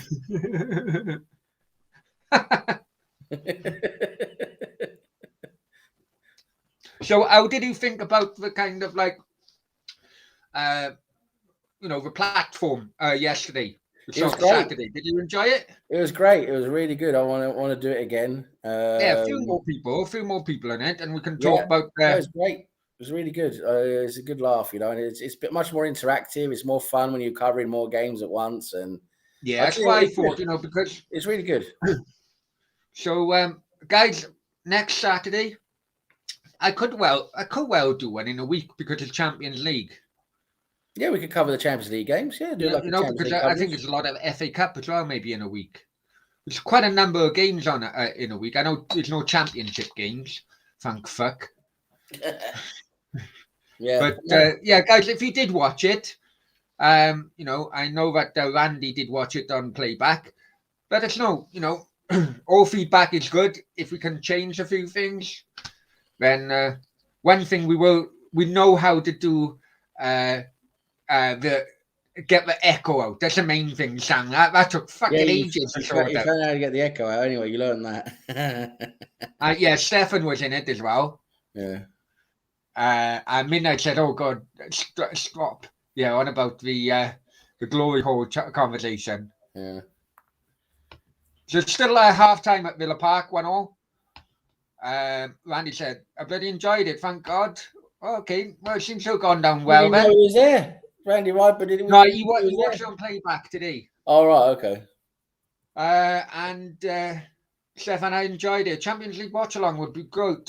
Yeah. Maybe, yeah. Well, I don't know. I don't know what if you're available, Sam. Maybe Yeah. that kind of thing. You watch one Champions League game, I watch another. And then we talk Anyone about else what's can going watch on. We talk different about the ones. other, We we do the talk about same the in the other Champions games. League. Yeah, talk about the other games and what's going on. Yeah, I quite liked it. It's like a it's like a Saturday thing, wasn't it? It's great. Yeah, and I Hey, know Tabe that. showed up. I know Hey, that. Tabe. Nice to see you, my friend. Yeah, Tabe. Tabe is in there as well. I just invited Brownies. He might come if he's available. I will. I will try my hardest. I think that's the best thing I can do. Say at the moment. But yeah, anyone out? Listen, anyone else want to come on as a panelist? Yeah, let's do it. We'll either do it Tuesday or Wednesday, and yeah, we'll try it with Champions League. It'd be good. I liked it. It's more exciting than just covering one game. It's more exciting when you got loads of games going on at the same time and you're talking about that and this and that. Yeah, people like myself who Cardiff actually destroyed my accumulator yesterday, but people do accumulators, and when you got the results in the middle going up and down. So, like, yay, Bristol scored, and yay, Accrington scored, and yay. My accumulator was going well until bloody Cardiff got sent off. Yeah. I was like, fucking hell. Raddy says Champions League doesn't interest me no more. You know what? I know where he's coming from because I mentioned it, Sam, when we were talking about the Super League. I said, look, give it 5 years, people will be bored of the Super League. You know what? With the Champions League, I am actually bored with it because it's just the same. It's the same teams again and again and again, and it feels like, I don't know what you feel, Brownie, but I feel like we're always getting nearly the same teams in the same groups as well. It's always the same teams playing each other. Yeah. It's Bayern Munich. You know what it's created, Sam, don't you? You know what it's created? You know the Champions League money, which goes to these teams, right? Yeah. These same teams have the same Champions League money year after year. That means that in their own domestic leagues, they are far more richer than any other freaking team. So they'll always get the qualification. So that is why you have the same teams. Of course, I know that's what I'm saying, and it gets boring, but it gets the same, and the same happens with all the other leagues as well. So it's always the same clubs. The only thing that changes is those little, the minnows, the third seeds. The teams that qualify, they have to go through the qualification rounds. That's the only thing that changes. You'll have like a Maccabi Haifa or a fucking Genk or something like that will show up as some little minnow that's just cannon fodder. But the rest is all. So it's all the same teams. It's Bayern Munich. It's Borussia Dortmund. It's PSG, Real Madrid, Juventus, PSG. It's all the same teams again and again. Lyon, and it's all the same clubs. Yeah. No, I agree. I absolutely agree. I much preferred it when it was just knockout from knockout all the way through. knockout football. I much prefer it. Yeah. But it's all about the money. Yeah, you know what? I agree with you. I agree with you wholeheartedly, Brownie. If it was up to me, what I would do is I would have a proper champion, a real proper Champions League tournament. Where what I would do is I would have the top. I don't know. Say you have a league of, I don't know. Say you take the top 10 leagues or whatever. I don't know, but you just have the champion from the UEFA top 10 leagues. You have Yeah. just a champion from each of those. That's it. Just the champion. Yeah. They play each other in a league format, home and away. And then based on the league, what I would do then, I would have the top 8 would then go into playoff mode. And then then it's knockout in playoff mode until you get to the final. And that's it. Well, you know what, right? What they've done by doing it this way, the Champions League is not just the champions. By doing it that way, For the money, it's for the money. they've absolutely weakened Of course. what is now the Europa League. But the Exactly. UEFA Can't call Cup it the Champions was a League. very, How very can you tough, call it- hard tournament to bloody. Of course. You always When had it like used to be the European Cup. second and third, or second to fourth going in Yeah, there. when it used to be the European Cup, it was only the champions, only the league winners. That was it, and it was a hard. It was only knockout games. It was a real hard tournament to win. But Very. now it's a mockery. How can you even call it the Champions League when you got fucking third and fourth place teams in there and they win it as well? Remember Liverpool I know. won it. Liverpool won it, and they had to fucking take out a team to put them in it the next year because the winner has to play the next year. Oh, don't you start me on that, because it was Everton that finished fourth. Yeah, Liverpool finished fifth, but they won it the season before. Yeah. Liverpool started kicking off, and they put Everton in the qualifying fucking stage. No, it was they had to go in it because the regulation is that the Champions League winners automatically get a place the next season. Well, they didn't at that time. They changed the rule then. Okay. But that meant Everton, who should have went straight into the group stage, went into the qualifiers, and ended up. I went out there to Villarreal in the qualifiers. Villarreal, we should have won anyway. That bloody referee dodgy as fuck. But that Villarreal was so good, they ended up going to the semi-finals of the Champions League that year. Yeah. You know? Yeah. Anyway, no, it's true. It's a mockery. It's become a mockery, and for me, all these third and fourth places, it's all about the money. Of course, it's all the TV money and getting in as many, as much TV money as possible and all that. But it's a mockery. It's an absolute mockery. Yeah. I would love to go back to the old. Have a league, and a Cup Winners' Cup as well. The Cup Winners' Cup was really good. Have a league. I don't mind the league format, but for me, in that league, it should only be the winners. That's it. No other teams. I'm trying to. Taib says football is ruined. Football has been ruined since '92. Sky ruined it, didn't it? With all their money, that's it. The pyramid scheme got ruined. The whole pyramid, football pyramid, the way the money was what's it called, distributed, just completely changed, and that was it. Oh yeah. Well, that conversation now is finally coming into the EFL. Yeah. Simply because very similar to the points in which I made regarding the same clubs having the Champions League money and dominating the domestic league. Now the same clubs are having the parachute money, the Norwiches, the bloody fucking West Broms, the Bournemouths, and they're going up and down, and they're keeping the parachute money. Yeah.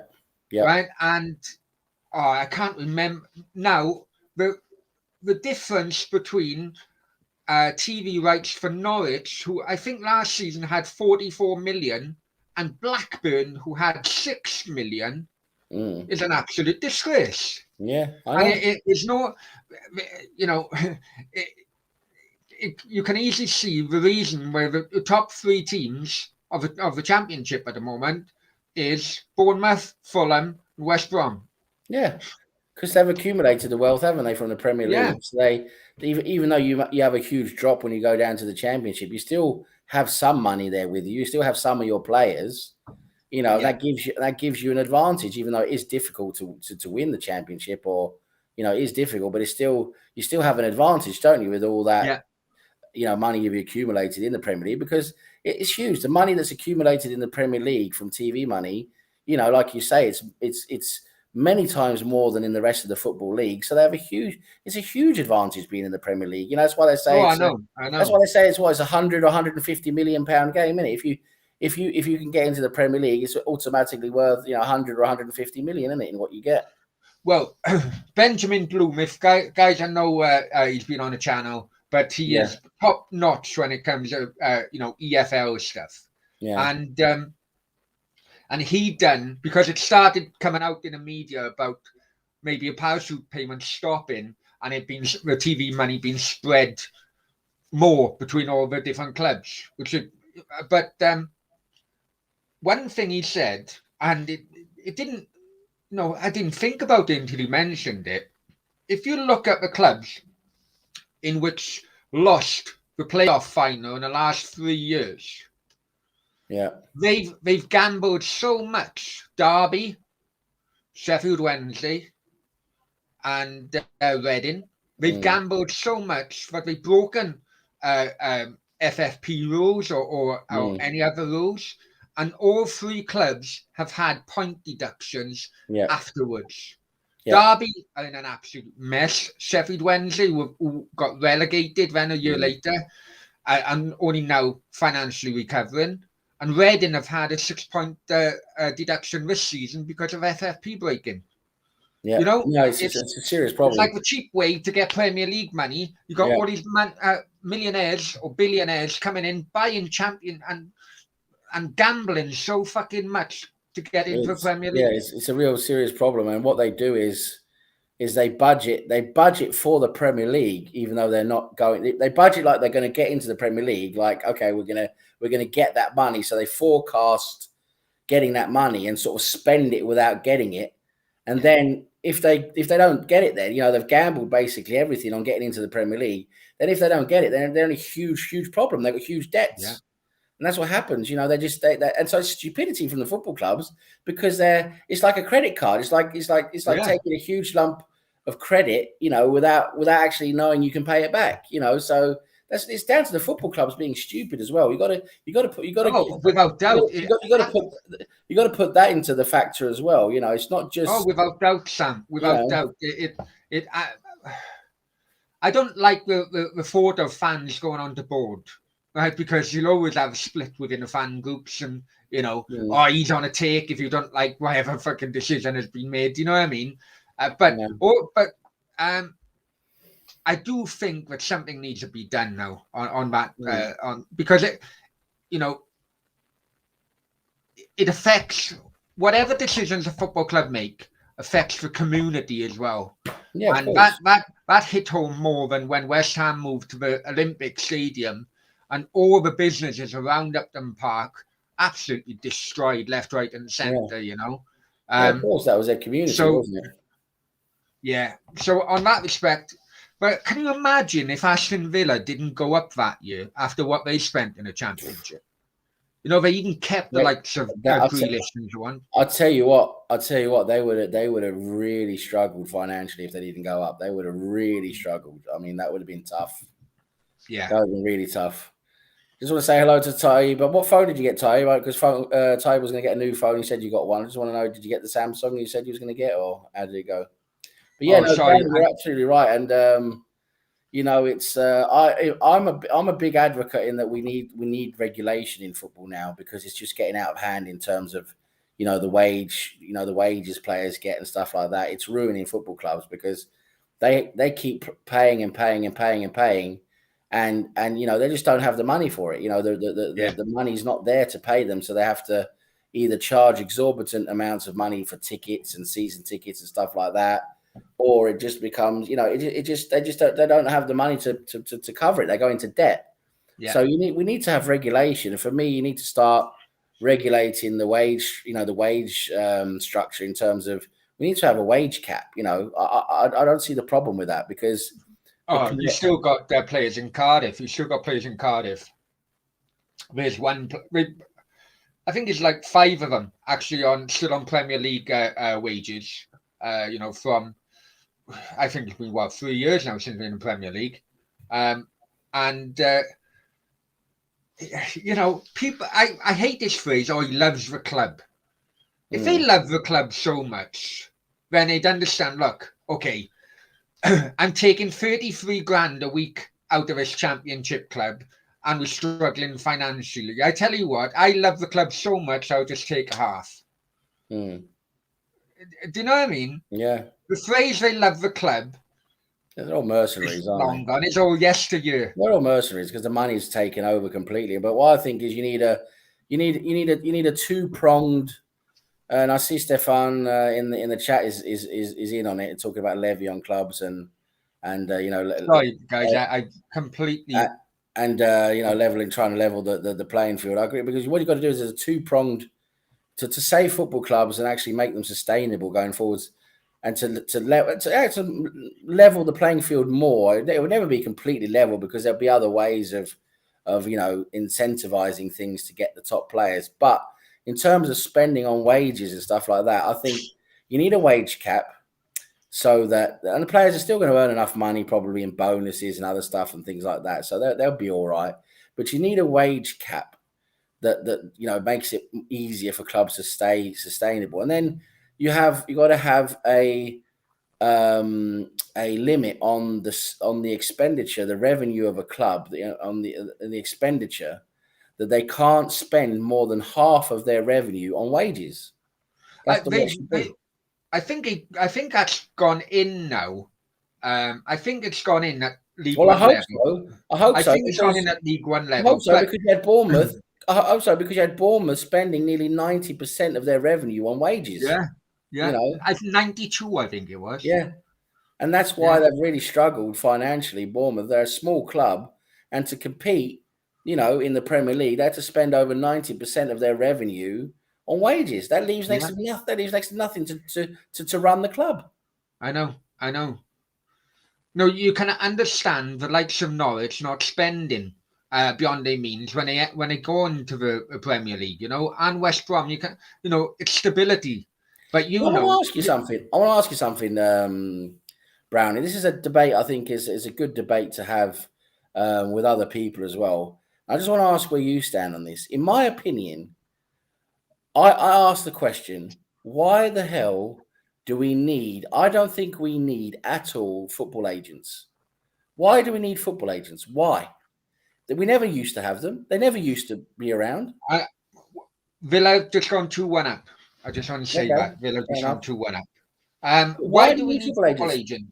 Because all they do, to finish my point, in my opinion, all they do is they drive up, wages, they drive up prices, they fucking cause havoc in the background, and to drive up their own incentive, to make more money for themselves and their players. And back in the old days, a player could negotiate himself, and you'd be between the player and the club, and you'd have a lawyer to ratify the contract, to make sure the contract's okay. You have a lawyer to check.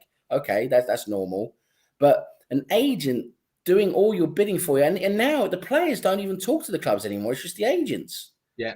And certain clubs got such a strong relationship with a certain agent, they'd only have players from that agent. Exactly, and it's like so to me, agents have ruined so much.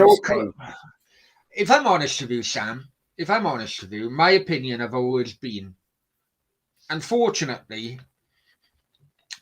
there's a certain age between 18 and say 18 to 30, right, or 18 to 28, but which they don't really, players don't, just human beings. Yeah. I'll be honest with you, I went self-employed when I was about 24, right? I didn't really understand over like tax issues and everything else until I was at least 30, 31. Yeah, but you can have an accountant for that. You can have an accountant, but because what the agent does is he tries to grab as much money as possible, and they use underhand tactics. They use real sly tactics, and they create bidding wars. For me, agents do a lot worse than what they do good. And I think a player doesn't really need him. You have a lawyer, you have an accountant, you have a lawyer to make sure your contract's okay, you have an accountant to help you take care of your money. You don't need an agent. An agent for me is just someone who's just there to drive up prices, to drive up spending. He wants money in his pocket, is 10, 15, 20, 30%, and whatever it is. You know, I But just, but that is why. for But me, I also as think well, Sam. agents need to be taken out of the game, in my opinion. But also as well, if you notice, many of the many players who have an agent like from from breaking into a first team to, or even earlier than that to around about 25, 26, and then a lot of the like parents of these players or family members of these players get to understand the industry, because they're so close to the family member who's a player. And a lot of these people now are actually acting as agents for their brother or their son, Yeah, like of Messi's course. father. You keep it in the family, don't you? If you have it's like Erdogan. His father was his agent for a long time until he had to step into the big time. Of course, he didn't have what was needed to be a big time agent, so he had to go over to one of the big agents. But so you always try and keep it in the family and stuff like that to help the family when you have those types Yeah. of possibilities. But for me, agents they're just not needed. We never used them before, so why do we need them? But before, clubs used to take the piss of players. Yeah, but That was before. I know it'd be great to have a happy medium, if I'm honest with you, but it's not, is it? the thing is, it's so what? I mean, so now you're advocating for players to be mercenaries. You're saying they No, should get no, as no. much money as possible. Because we live in a because we live in a Listen, I don't think football is any different than any other working aspect of life. Whereas you know what you're worth, you know what someone else doing something similar to you is doing is yeah, supply and getting demand, isn't it? salary. Supply and demand at the end of the day. You know what someone else who has similar experience to you, a similar level to you, you know roughly what your salary should be, right? You don't need an agent to tell you that or to try and manipulate that for you. It's that. So for a footballer, it should be the same thing. You know what your value is, you know where you should be, and you should negotiate that on the same terms as what any employee does with their employer. Because I'm told De Bruyne acts for himself now, doesn't he? I think so. There still are some players who don't have agents. There's very few, but there Yeah. are still some players who don't have agents, and maybe I they get will. your point, Yeah, Sam. I get your point, honestly. Uh, because I just I think I just think agents have been a big part in influencing how corruption, much the how corruption within much football. I get how that. much money gets spent on wasted on wages. That's my theory. I get that. Yeah. But on the other hand, some footballers are so fucking thick, they need fucking help. Well, I that's their mean, that's, I'll be but honest that's with you. their problem, isn't it? To me, that Yeah, doesn't justify I having an know. agent. And his families are just as thick as well. Right, Yeah, I'm out of beer. I'm yeah. getting bloody vodka and coke. Take over. I'm loving this debate, actually. I'm loving this debate, and people in the chat are loving it as well. Yeah, it's a good thing to discuss, isn't Fuck it? the Agents. football. Fuck the football game. Let's have a We got good these old super fucking. agents. But there's the thing, you got these super agents now as well, aren't they? I mean, they're ruining the fucking Well, game. look at bloody Mino Raiola Yeah, regarding fucking Haaland. yeah, Bear with me. yeah. Go and get your rum and coke. Let's see what the chat is saying. The thing now is media football has gone through the roof. That's why we're here online talking about it all the time. Yeah, it's true. It's true. It's become big time, isn't it? Midnight Rider says we don't know anything about agents. We didn't know anything about agents years ago. Being mercenaries reality. If I was Jack Grealish, I'd on top dollar wages. You get badly injured, your career is over. Listen, players, it's a high risk game, isn't it? You can have a very short career, be unlucky, and that's it, isn't it? You can be very unlucky. I just don't think agents are needed. I think you can back in the day, football players didn't have agents. You don't need an agent. You have a lawyer to check the contracts so the club's not fucking you over with the contract. Get that checked by a lawyer, as you should do with any proper contract. And if you're worried about your money, because the guys are getting a lot of money now, it's a serious thing, big deal, investments, things like that. Want to make sure your money's being used correctly. You can have an accountant or a financial advisor. That's fine. But an agent whose only job is to get you as much money as possible, to bleed clubs dry as much as possible, to get fucking 350k a week for Aubameyang and fucking 500k a week for Ramsey and fucking, it's just that is why football clubs are in a situation where they're in huge debt. Because they have to keep paying players. They need to keep them for the fans and for their for their performance, for the clubs to keep performing. They have to keep all their players, and it costs a huge amount of money. The revenue that clubs get, their income, so much of that now increasing and increasing from year to year goes on players, and it's just listen. It's not going to be too many years in the future now when what are you going to do? How are they going to pay when wages are so much more increased all over the playing field? You got useless squad members who are getting 100k a year for nothing. You have to pay everyone some huge exorbitant amount of money.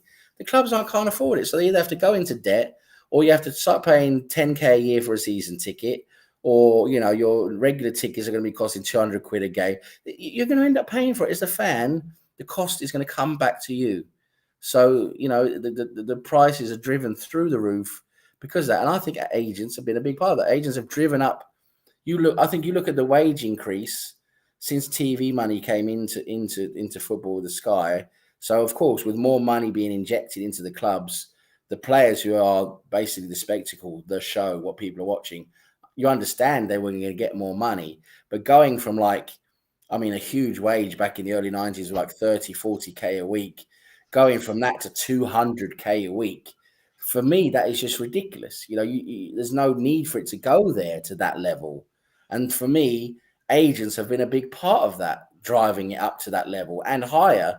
And for me, that is just to the detriment of the game. It's to the detriment of football clubs who don't have the finances to handle it. We're going to get in the near future, we're going to get to a stage where football clubs aren't able to pay their wages. The thing is, we don't live in a communist state, do we? Right?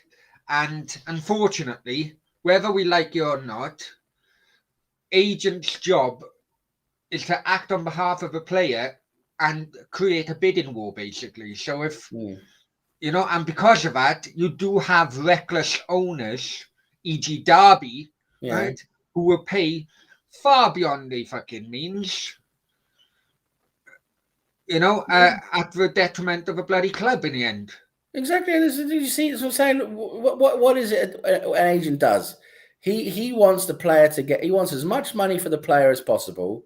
So he'll use any means necessary to get that done. He'll put clubs against each other. He'll put players against each other. Yeah. All of this to get that done, to drive up the price. I mean, his wages, his salary, and then of course he's got his own motivation as well, hasn't he? Because he gets 10 or 15% of that contract as well, doesn't he? Look at that money that Raiola, like you're talking about Raiola, the mega agent Raiola. Look at the money he makes. He's a billionaire. Oh, I know. Real Madrid have never done a deal with him, right? Yeah. They've never done a deal with him because they don't like the way he operates. But just so, Randy, I didn't go for a dump. I just nicked my my mum's bloody vodka. I've had a pint of vodka and Coke. So cheers. A pint of vodka and Coke, then that's it. Yeah. That's a Sunday night for you. I know. No, because I know that this is going to be a long one now. This is going to be a long one. Midnight. Didn't Portsmouth get liquidated? Oh, here we go. Yeah. Didn't Portsmouth get liquidated from financial legalities? Or Chicago were like Portsmouth? No, it was 2007 because Cardiff were bloody runners up, mate. Yeah, 1987 with Coventry, yeah.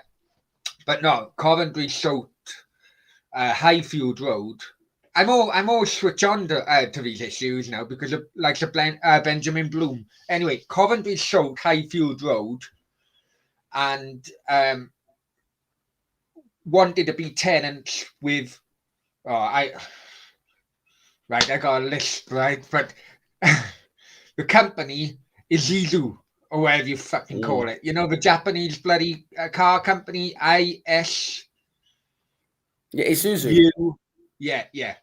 Isuzu. So Yeah. Zuzu created the new Coventry Stadium, and Coventry then agreed to sell Highfield Road and become tenants of that stadium. However, when they done that, Zuzu, okay, now, then basically tripled the rent and absolutely priced Coventry out of the fucking out of the equation. That's why Coventry then went to be tenants all over the place. I think Milton Keynes was one, Birmingham was one as well, and they've been treated dreadfully, absolutely dreadfully. But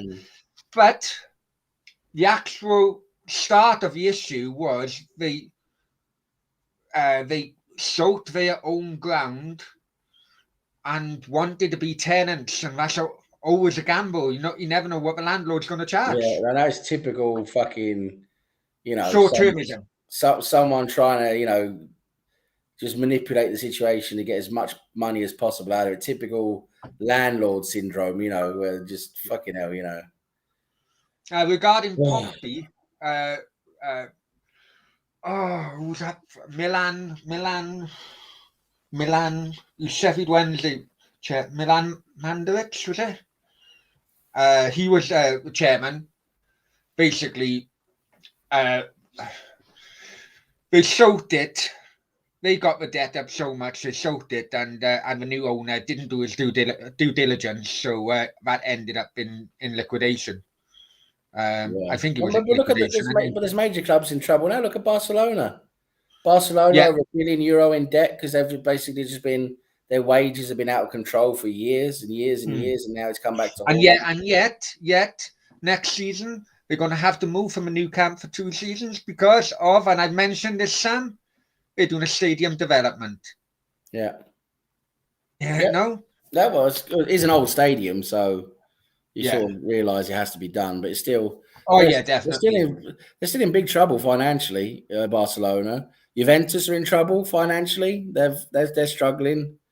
Even Madrid have been struggling. It looks like they might be getting some loans from the Middle East or whatever, as you said, but they're still Yeah, struggling in terms of their liquidity. They're using more than they make. And it's again, it's down to the wages. They're paying players ridiculous amounts of money, and their income isn't as much from match day revenue and things like that. They're huge global brand, aren't they? Of course, but yeah. they're not bringing in as much as what they would like. So it's a huge problem. So you have to start looking somewhere on how do you prevent this from happening, because football clubs are the people running football clubs. That a lot of them they just don't think. A lot of them are egomaniacs, Exactly, they don't think they should just spend and don't think about the long term. And yeah. it's you got to do something about that. And Or else you end up with clubs going bust. a lot of them, right? And I bloody always mention this, especially West Ham. Their owners were doing it. It's now turned out Mel Morris at Derby was doing it. Basically, they are loaning the club. Fucking Sam Man was doing it. I'm Yeah. sure, right? The information doesn't really come out until the club is in proper financial problems. But Mm, basically, what an owner would do would personally lend the club money for transfers and then have a percentage. So it's basically free money, yeah. right? Yeah. Because you're lending the company, e.g., the club, money at, I think West Ham owners were lending West Ham a rate around about 12%, Yeah. So they get right? 12% back. So then when that happens, then or another takeover, all right, the owners are owed fucking money. The owners are a creditor at bloody, 12% more of what they Yeah, fucking, they get do you know they what I get mean, of 12. what they lent. They make 12% profit on their own fucking club. Yeah, That's yeah, how that's what it is. Yeah, disgusting. That's how disgusting a lot of these owners are. Like you say, they put money in, but then they want back with interest. yeah. Mel Morris, the Derby freaking guy, right? Derby lost 100 odd million, I think. The final, um, I think the final figure become. However, it was 100 odd million. However, Mel Morris himself is owed 60 million, and he wants fucking a creditor agreement to have a certain percentage of our 60 million back. That's stupid. Fucking incredible, man. Yeah, that's such a joke. It's a joke way. The way some of these owners and clubs are run is it's just an absolute joke. It's it's provocative, isn't it? It's fucking it's to a level where it's just provocative. It's people just get pissed off when you hear about it and read about it. Yeah, yeah, It's an absolute joke. But I'm just wondering where we're going in football, because you see the increase. I was saying while you was off air, you can see that there's graphs showing very clearly the exponential rise in expenditure on wages in terms of what clubs are oh, making. no, yeah, It's only going one way. At one point in the future, there's not going to be enough money for wages. It's not. Clubs are not bottomless pits of money, are they?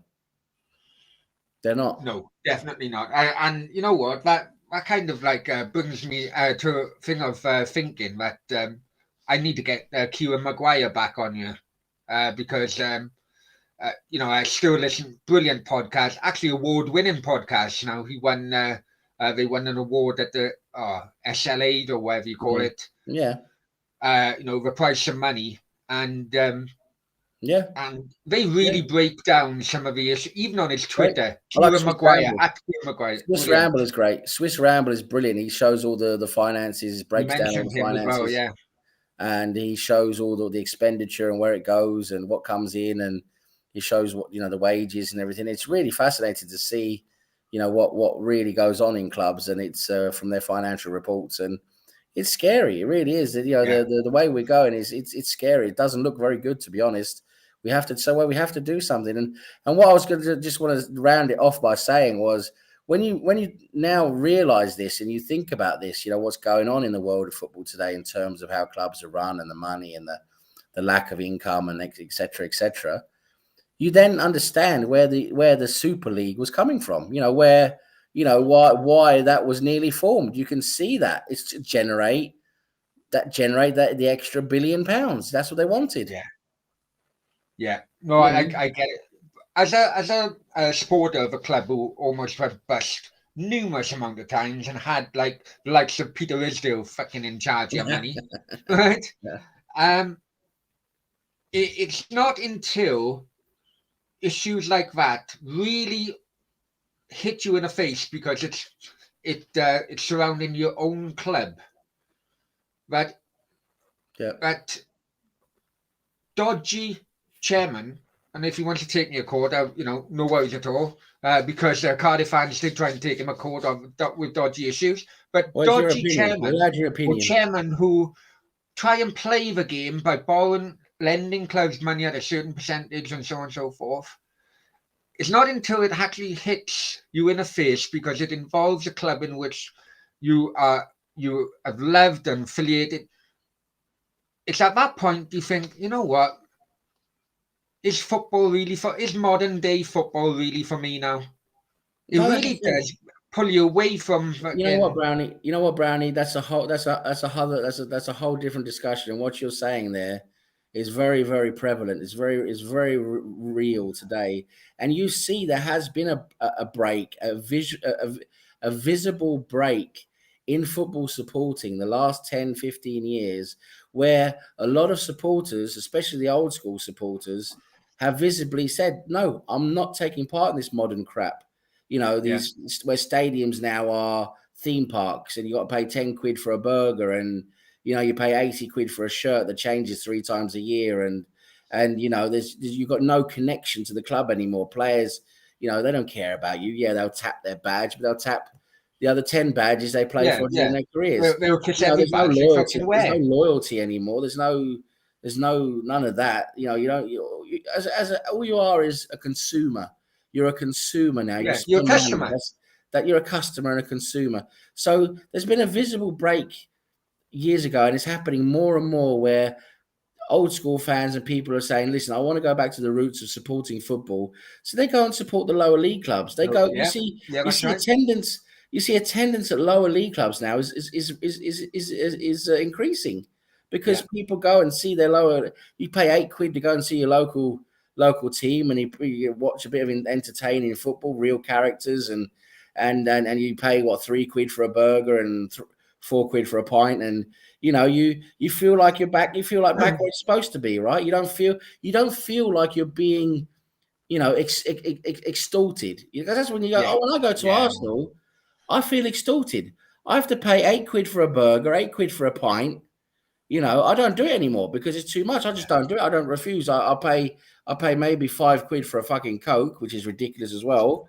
I pay £5 for a Coke, but I don't pay 8-9 quid for a pint and 8-9 quid for a burger anymore because it's just ridiculous. I've stopped buying shirts. Okay, I'm a bit big for a lot of the shirts now, but when I was a bit younger, I me. stopped doing that as well because three shirts a year. I mean, fucking come I on, know, I know, I know. I just can't keep up with it. It's just stupid. So listen, you saying, is it for you anymore? I completely understand fans wanting to go back to the way things used to be and now supporting the lower league clubs where things are like they used to be because lower league clubs, God bless them, things haven't really progressed with them. They Yeah. are still stuck back in the day, because they haven't been able to get all the money and everything that the top clubs have been getting. So, And that's why I like going to watch bloody Gibraltar and when I was over in Spain watching Gibraltar and so on because it did take me back to what it was like in the 90s and so on watching low league football.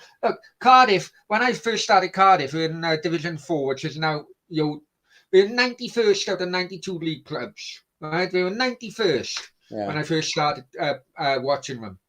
And those days were brilliant. As I got older, the 90 minutes of football on a Saturday afternoon used to be bloody the most boring as 90 minutes because it was a Saturday afternoon event. You meeting your yeah, mates, going to a pub and all that, and the reason, okay, and then afterwards you go clubbing and so on and so forth.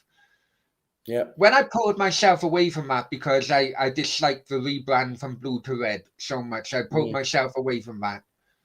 Yes, my social life absolutely got destroyed because I wasn't in that circle of yeah, friends anymore. But when I went back then for the first time 10 years, a month or two ago, many of those people like me don't go for whatever reasons, some have families and whatever, but it just proved to me that I I loved the getting together with friends far more than watching the football yes, the on a social Saturday aspect. afternoon. The social Yeah, aspect. And you yeah, read that more and more online. I'm reading that more and more online with people I know and things like that. They're saying, oh, this weekend I'm going to go with a couple of mates. We're going to go see the local team play, wherever it is, Woking or whatever like yeah, that, go and play some little local team in one of the lower leagues. And they go and have a great day out of it. They go to the local pub there first, have a few drinks, go to the game. The ticket costs like £8. Then they go into the game, pay like £3 for a pint, £4 for a pint, have a good time, watch the football and chat with each other, have a laugh, go to the pub afterwards. And yet, you've had a great time. You watched some decent football, had a laugh, had some entertainment. That's at the end of the day, right? yeah, That's what it's about. It's yeah, about it's about being entertained, having entertainment, being with your friends, having a social, a good yeah. time Social aspect socially, around it. socializing with your friends and the people you know. That's part of it as well. And at the end of the day, you feel like you've had a good time out of it. I don't. When I go to Arsenal, I don't feel like I've had a. Yes, I enjoy the experience of being in the Emirates in the game, experiencing the game experience. but everything else I don't enjoy. It When feels you like you're when at a you theme went park. there, you went to the Watford game, wasn't it? Yeah, You went it to the just Watford you game. feel I like mean, you feel like you're at a theme park. You feel like you're at Disney World. yeah, Everything's just so yeah, fake and just so, it's all about money. It's all about advertising. It's all about, yeah. like we said, you're a consumer, you're a customer. They There's just no want to there's they no just want to get connection. every penny they can out of you. There's no connection to the club anymore. No. None whatsoever. Whereas when you go to your local club, you know this, you've experienced this. You go to your local club, you feel connected, don't you? You can see the players, you talk to the players, you're part of the whole club Yeah, experience. That's completely gone now with the top level tiers of football, and yeah. I know. it's just you feel like you've been ripped off. You go to watch football, yes, it's an enjoyable experience to go and see the top players play football. But at the end of the day, I admit, when I get home in the evening, late in the evening, I get home, I sit and I feel, yeah, it was enjoyable to see the game, but I feel like I feel, I just don't feel like I've been part of anything that's great. I feel like I've been a bit ripped off, Ripped to be off. honest. Yeah, ripped off. Yeah, Yeah, yeah, yeah. No, 100%, 100%. yeah, If we do meet up, well, why not take in a local game? yeah. They've got Hayes around here. I think we're one of the lower leagues Yeah, and all that. Hayes and Yedin are actually in Murphy's bloody league. Yeah, I think they are. imagine if Merthyr was here when you were Oh, here. well, Murphy went to Farnborough yesterday, right? Yeah, yeah, Apparently all kicked off. It's like bricks thrown, and even yeah. the Farnborough captain jumped into the stand apparently and smacked a Murphy fan. Apparently, three players have been I'll tell you arrested. what. I'll tell you what, Brownie. We don't have to do it next week. If you're coming next week and you don't know yet, it's fine. But another weekend, in the new year, because I'll be busy before Christmas now. But in the Yeah. new year, definitely, mate. You come down for a weekend, a Saturday to a Sunday. You come down early on a Saturday, right? You can check in here. You can stay. You can check in here and stay here for the night. Where I am, and we'll go. We'll take in a local game. That'd be great. I'd love that. Yeah, I've been a walking many times actually. No, it's not Woking where I am. I think the local team I got here is Hayes and Yeddings. Yeah, Hayes and Yedin. Yeah, they Yeah. were definitely in Murphy's league. We'll go. I think they're at the top of the league. I think. We'll go see them. We'll go and check them out. I would love to do that for a Yeah, no laugh. worries, man. No worries at all. Yeah. Let's go in the chat. I do apologize, guys, in the chat. I'm fascinated what Sam was talking about, man. I do apologize if I missed you Good old comments. Yeah. chat. But I just saw Stefan. I just want to say, 100 quid. 100 quid. yeah. Hey, League One Stefan, football. me and you are on the same level, yeah? 100 quid. Fucking, that used to be 2 bags. 100 quid was 100 quid was a minimum I'd spend. It'd be fucking at least bloody 300-400 fucking quid on a Saturday. And I just have a headache as a result of it the following day. I just want to say I saw Stefan earlier say when he was at school, he always used to he always used to hear from the teachers all he was on about, all he cared about was music and football. That's all he talked about. That's all he cared about. And he's saying it hasn't changed now. As a grown up, it hasn't changed. He only talks music and football now as well. What did Stefan say there? We went to see Paul McCartney to 8 years ago. 8 fucking quid for a pint. I know, incredible, man. Absolutely fucking incredible. I went to Cardiff, right? I went to Cardiff and what was it? Oh, a pie and a pint for fucking 6-7 quid. Fucking pint with piss. Literally piss. I'm not kidding you. Right? Horrible. It is horrible. Honestly. Absolutely horrible. And you know what? Another thing as well, right? It may well be new stadiums. But you know the concourse in new stadiums? Because it's all open plan. It's fucking freezing. Yeah, it is freezing. It's freezing. Because in the old grounds, right? People would be more compact. So it would be fucking warmer. Fucking the concourse is fucking freezing in some of these. It is freezing. It is freezing. Yeah, you're right. It's freezing. And it's all this health and safety nonsense, in terms of, okay, you have more space, things are more open, things are safer. But at the same time, you get much colder, so you get fucking sick, don't you? Yeah. So Tayyip be saying Brownie get booted out of the stadium and fall into a bin. Have I ever got well, yeah, I have, yeah. Never fell into a bin. Fell into a police van. I fell into a police van a couple of times. That's good going. But That's good never. going. Well, I don't know if you want to call that a bin. Maybe I don't know, Dave. Are you sure you fell in and you wasn't, battered and thrown in? Oh yeah. Battered, bruised, fucking thrown in. Get in here, you fucking Welsh cunt. I remember him saying that to me. Metropolitan Police were lovely people, I tell you. Yeah, first name basis. Right, Midnight Rider. I do apologise. I'm going up the chat a little bit. Rip-offs, pies to pay for Aubameyang's new goal. Aubameyang. Yeah, he's got more Lambo raps than goals. What an absolute wanker. Typical bloody. He's a disappointment. He's a real disappointment. Yeah. He really is. Sam, what have I always said? Should never given him a new contract. Brownie, you've turned out to be right, but at the time you couldn't have known. You made a guess, and you couldn't have known, because at that time he was still worth a gamble. But he's turned out completely crap since he got that contract. He's just completely given up basically mentally, because he doesn't need. What kind of motivation does he have? He doesn't need to be motivated anymore. He's got everything he needs. He knows he's lauded, and no matter what he does, he's never ever going to be reprimanded or criticized, or so. And he's got his 350K a week, and it's absolutely, it's disgusting. It really is, and he's useless, absolutely useless. And the problem is he keeps playing. That's the thing. He keeps playing. And also the problem is, right? And I've realised this since my my video. I know, look, Cardiff Arsenal, completely different levels, right? But if you criticise a player, the amount of supporters some of these supporters would rather support a player than the fucking club. Yeah. I noticed that a lot today. Oh, God, fucking Ozil. Right? Don't get me started on that Ozil crap. No, I'm not about Ozil. I'm just on about the supporters who would rather support a player who's fucking... They are part of the problem, because the club don't want to go against those supporters,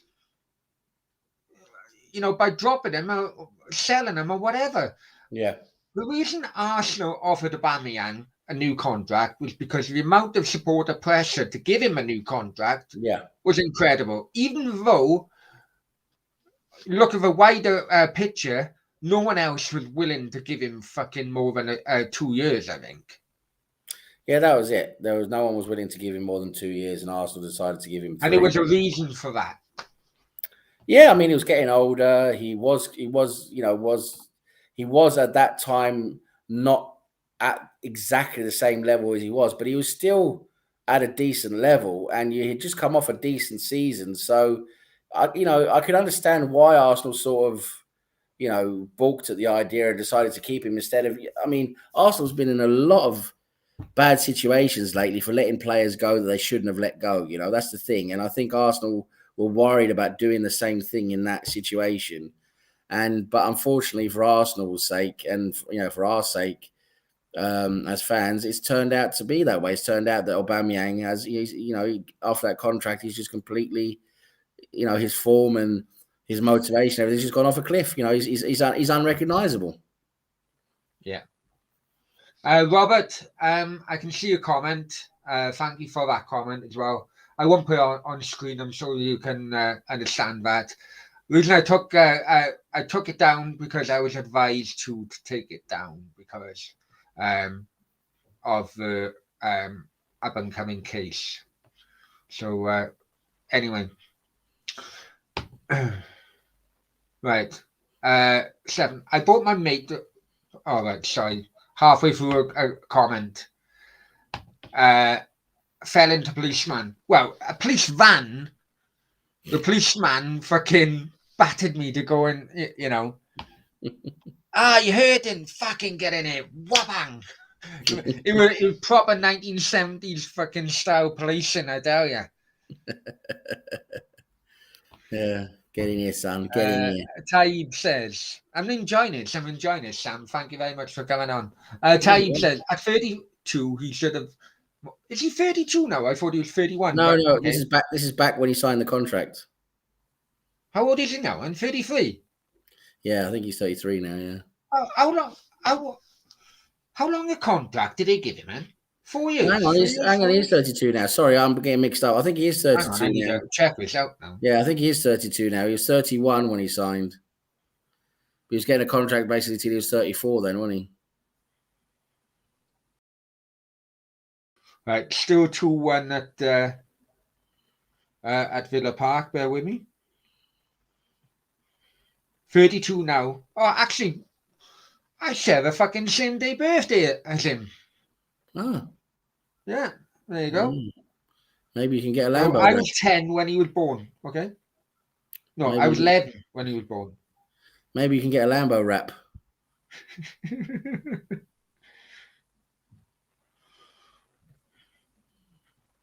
Yeah, 32. Well, they've tied him down to at least when he's 34. Yeah. He's got 2 years left. Will they pay him off in the end?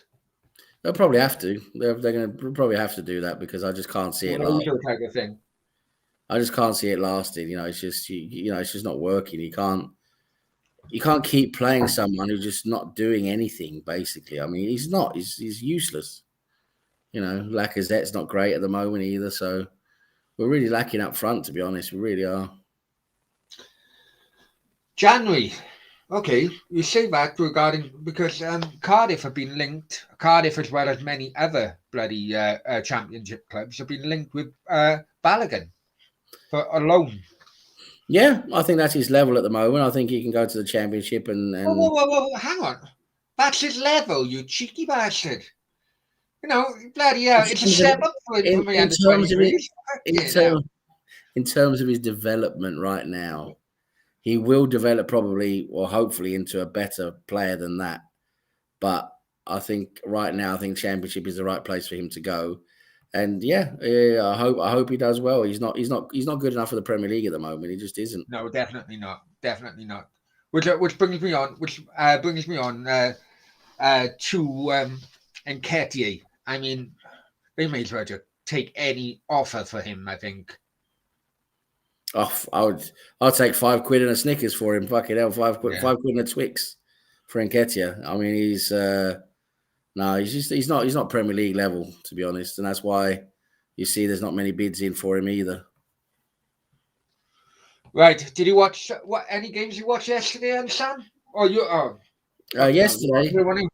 Yeah, I saw a bit of the Wolves Liverpool game, didn't I? And that was it. And then did you watch the West Ham Chelsea game? I only saw some highlights, but yeah, West Ham did well there. Okay, did he go for the shot or was it a cross? Arthur Masuaku. That was a bloody cross, surely. Guys in the chat, what do you think? I think it looked a lot like a cross, to be honest. I agree with you. Yeah. But I tell you what, yesterday, I loved going to Upton Park. Or many people call it a bowling. As an away fan, I loved it. It was hostile as fuck. From the time you come out the bloody Green Street station, proper hostile. Do you know what I mean? You'd have fucking burgers thrown at you, punches, glasses from a proper hostile. Loved it. Or if you go to the courts, wasn't on the court I was in, but one of the other coaches. No, that was Chelsea actually.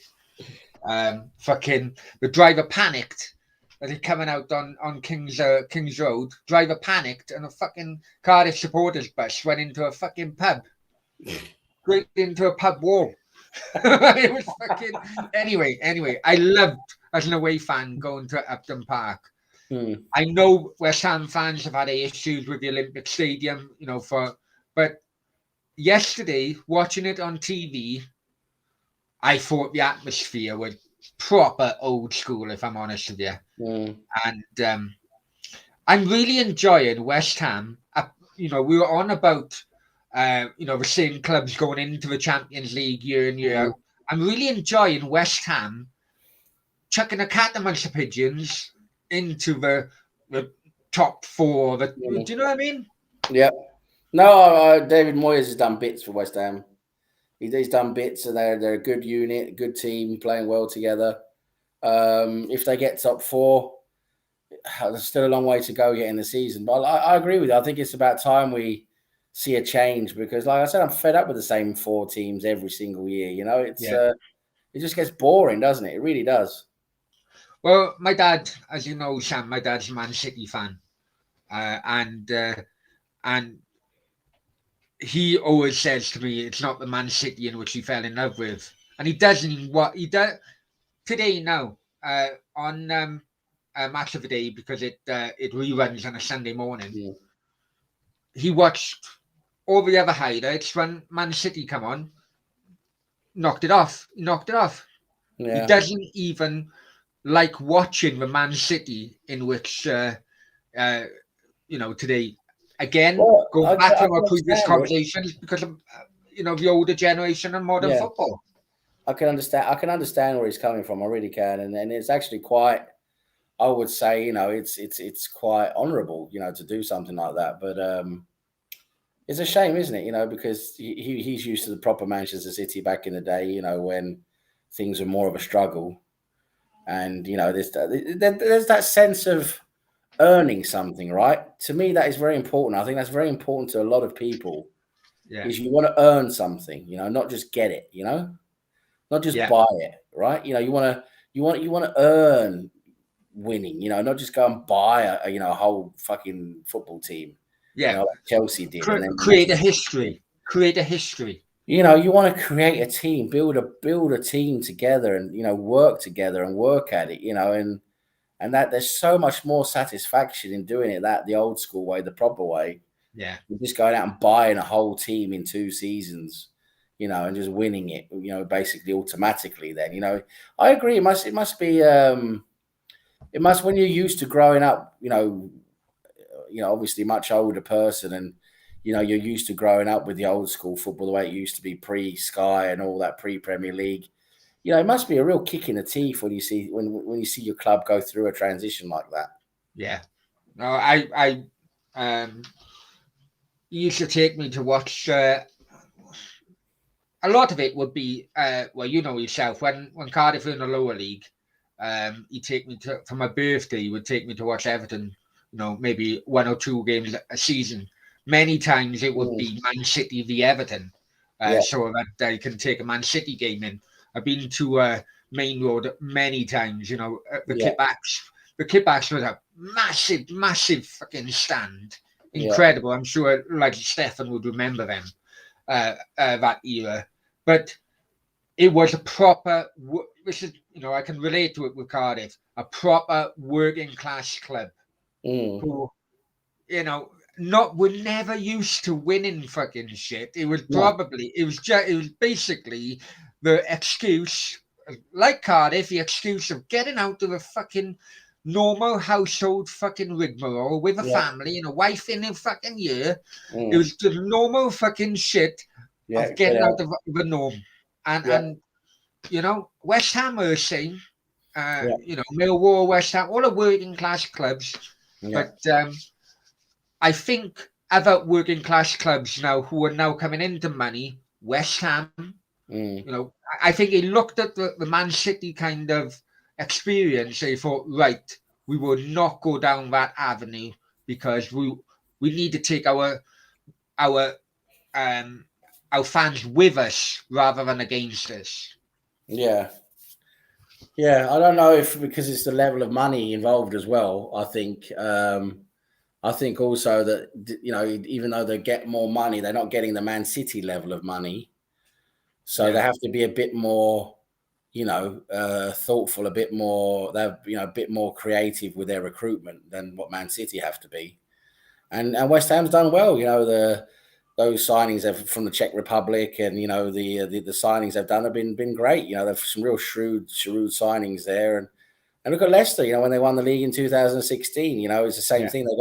They got a bit of money, not a lot of money, but they got a bit of money, and they just recruited really well. They just that team they pulled together. Well, it was a real achievement. They played so well together. So there's that way of doing things as well, looking at recruitment and trying to put the right pieces together. But when you're Man City, you got that much money, and you're Chelsea, you got that much money, and now it looks like Newcastle will be having the same thing from the new year and next summer. You just go. It's so easy for them to just go and buy the finished product, right? You go and buy the top player. Just give them the money they want, and it just takes all the soul out of it, doesn't it? It's like absolutely, man, absolutely. It just feels like you lose all your identity because you're not working for anything anymore. You're just getting it. Especially when the owner changes his fucking colours. Yeah, I mean, that's terrible. That's terrible. I get that. I get that. But regarding Leicester, whilst I absolutely agree with you that when the year they won the league was extraordinary, absolutely extraordinary. What people and people praise the owners, and rightfully so. However, what people need to understand, and it really annoys me because at that time Leicester and Cardiff were, on a par. We've beaten them a couple of times in like the playoff semi-finals and things like that, right? Leicester went bust. So when they go bust, all their debts are wiped away. Yeah. When they went bust, their owners, who are own a club now, took over a club when it was in administration with no fucking debt. Yeah. Do you know what I mean? Yeah. So they kind of had a head start. Yeah, but that's just the way it is, isn't it? I know. Yeah. But it does really get to me when people don't know that Leicester actually went into administration for these owners to take over and have no debt and bloody have a clear run at it, really. Yeah. No, you're right in terms of they probably they were shrewd in doing that, and like you say, maybe that pisses you off a little bit in terms of other clubs maybe haven't had the same opportunity. But that being said, they've still done really well in terms of recruitment, right? I mean, their recruitment, it was fantastic. Oh, yeah, without doubt. They spent hardly anything, and the players they got were been fantastic. Yeah. No. Hey, without doubt. Steve Walsh was the guy behind it. He went to Everton and he fucking recruited 10 fucking attacking midfielders for the same position. Never mind, that's nothing. Right? Stefan, I do apologise, guys, if I jumped down a comment. Some clubs have lost their identity through foreign ownership. It's a different world now. Yeah, I agree. And you know what? My fear is West Ham will soon, because they've had a Czech money man come into the. Do you know what I mean? Well, West Ham have had foreign ownership, didn't they? The Icelandic guy. Oh yeah. What a complete nut job he was. And so Rangers done the same. How did they? Right, I tell you what happened to Rangers. I tell you what happened to, fucking hell. You know what? I know all the stupid fucking facts, right? But when it comes to my own fucking anyway, right. Anyway, what happened to Rangers? Rangers were basically they're companies that go around to certain clubs. They're loan companies, basically. They're loan companies that go around to certain clubs and they offer clubs a loan, and the guarantor is the season ticket money the following season, or your shirt money the following. Do you know what I'm saying? Yeah. The guarantor is what they project the money to come into, right? Yeah. Rangers had a massive loan. I can't remember the guy's name, but massive loan, and the guarantor was Champions League money for the forthcoming season. Because Rangers had qualified for the group stage a number of seasons before. So they borrowed on projected Champions League money. And that's what a lot of teams go down that road. Yeah. So what happened then? Rangers didn't get past the qualifying stage of the Champions League. And that's it. Lost loads of money. Fucking boom. Went pop. You're fucked. And then because then you have to pay the debt. and you don't have the Yeah. money. Yeah, I think it was Champions League plus the season ticket holder. The season ticket holder money, I think, was also a guarantor as well. But that's basically what happened to Rangers. Bad fucking management. Boils down to again. Yeah, it's a bad way of running a football club. Is that being that creative? You understand where they come from. They're trying to get money. How do you get money? They're not. Most people aren't going to give it. There's the owners are like they're not going to put their own money in. People aren't going to give them money, so they try and get creative, right? They have to find all these creative ways of getting money, but they don't fucking think long term or in terms of their due diligence in terms of, okay, well, if that doesn't work, what do we do? It's like, okay, Yeah. there is no plan B. If that doesn't work, you're fucked. And that's what they do. And they take those chances, they gamble. And that's what happened to Leeds, remember? Yeah. Leeds got completely fucked. They projected. Peter fucking Ridsdale, man. Peter Ridsdale. Yeah, Ridsdale again, right? They projected all the time Champions League money, didn't get there. And then they just had to strip, they had to strip all their assets, had to sell everyone. A lot of the issue is that banks don't really lend to football clubs. Yeah, of course. So football clubs have to go down other avenues to get their borrowing. Yes, because football clubs, right? If you think about it, what does banks loan against assets, right? They loan against what is a solid asset, okay? If you have property and the property has value, that's an asset you can loan against, right? If you have like something that is a value that says a set value, an asset. Basically an asset. It's that you can loan against that. But football clubs mostly don't have assets. Yeah, right? It's only the land. It's only their land. Maybe they're on. Maybe they don't even own the stadium in most cases. And it's like all they've got is players, and players aren't really assets because you don't really know what they're worth. You don't know what you're going to get for a player until they're sold. I think, to be honest, the banks got switched on. You did mention with the Icelandics at bloody West Ham, because they were backed by Icelandic money, and then when that came, the credit crunch come. After the credit crunch, banks do not lend to fucking football clubs anymore. Brownie, you make a key point there. The reason that Icelandic guy could do what he did is because, yes, he was in with the big banks in Iceland, and you saw what they were up to. They were fucking corrupt as fuck. They were loaning money left, right, and center based on nothing, to try and generate generate revenue, generate money through interest.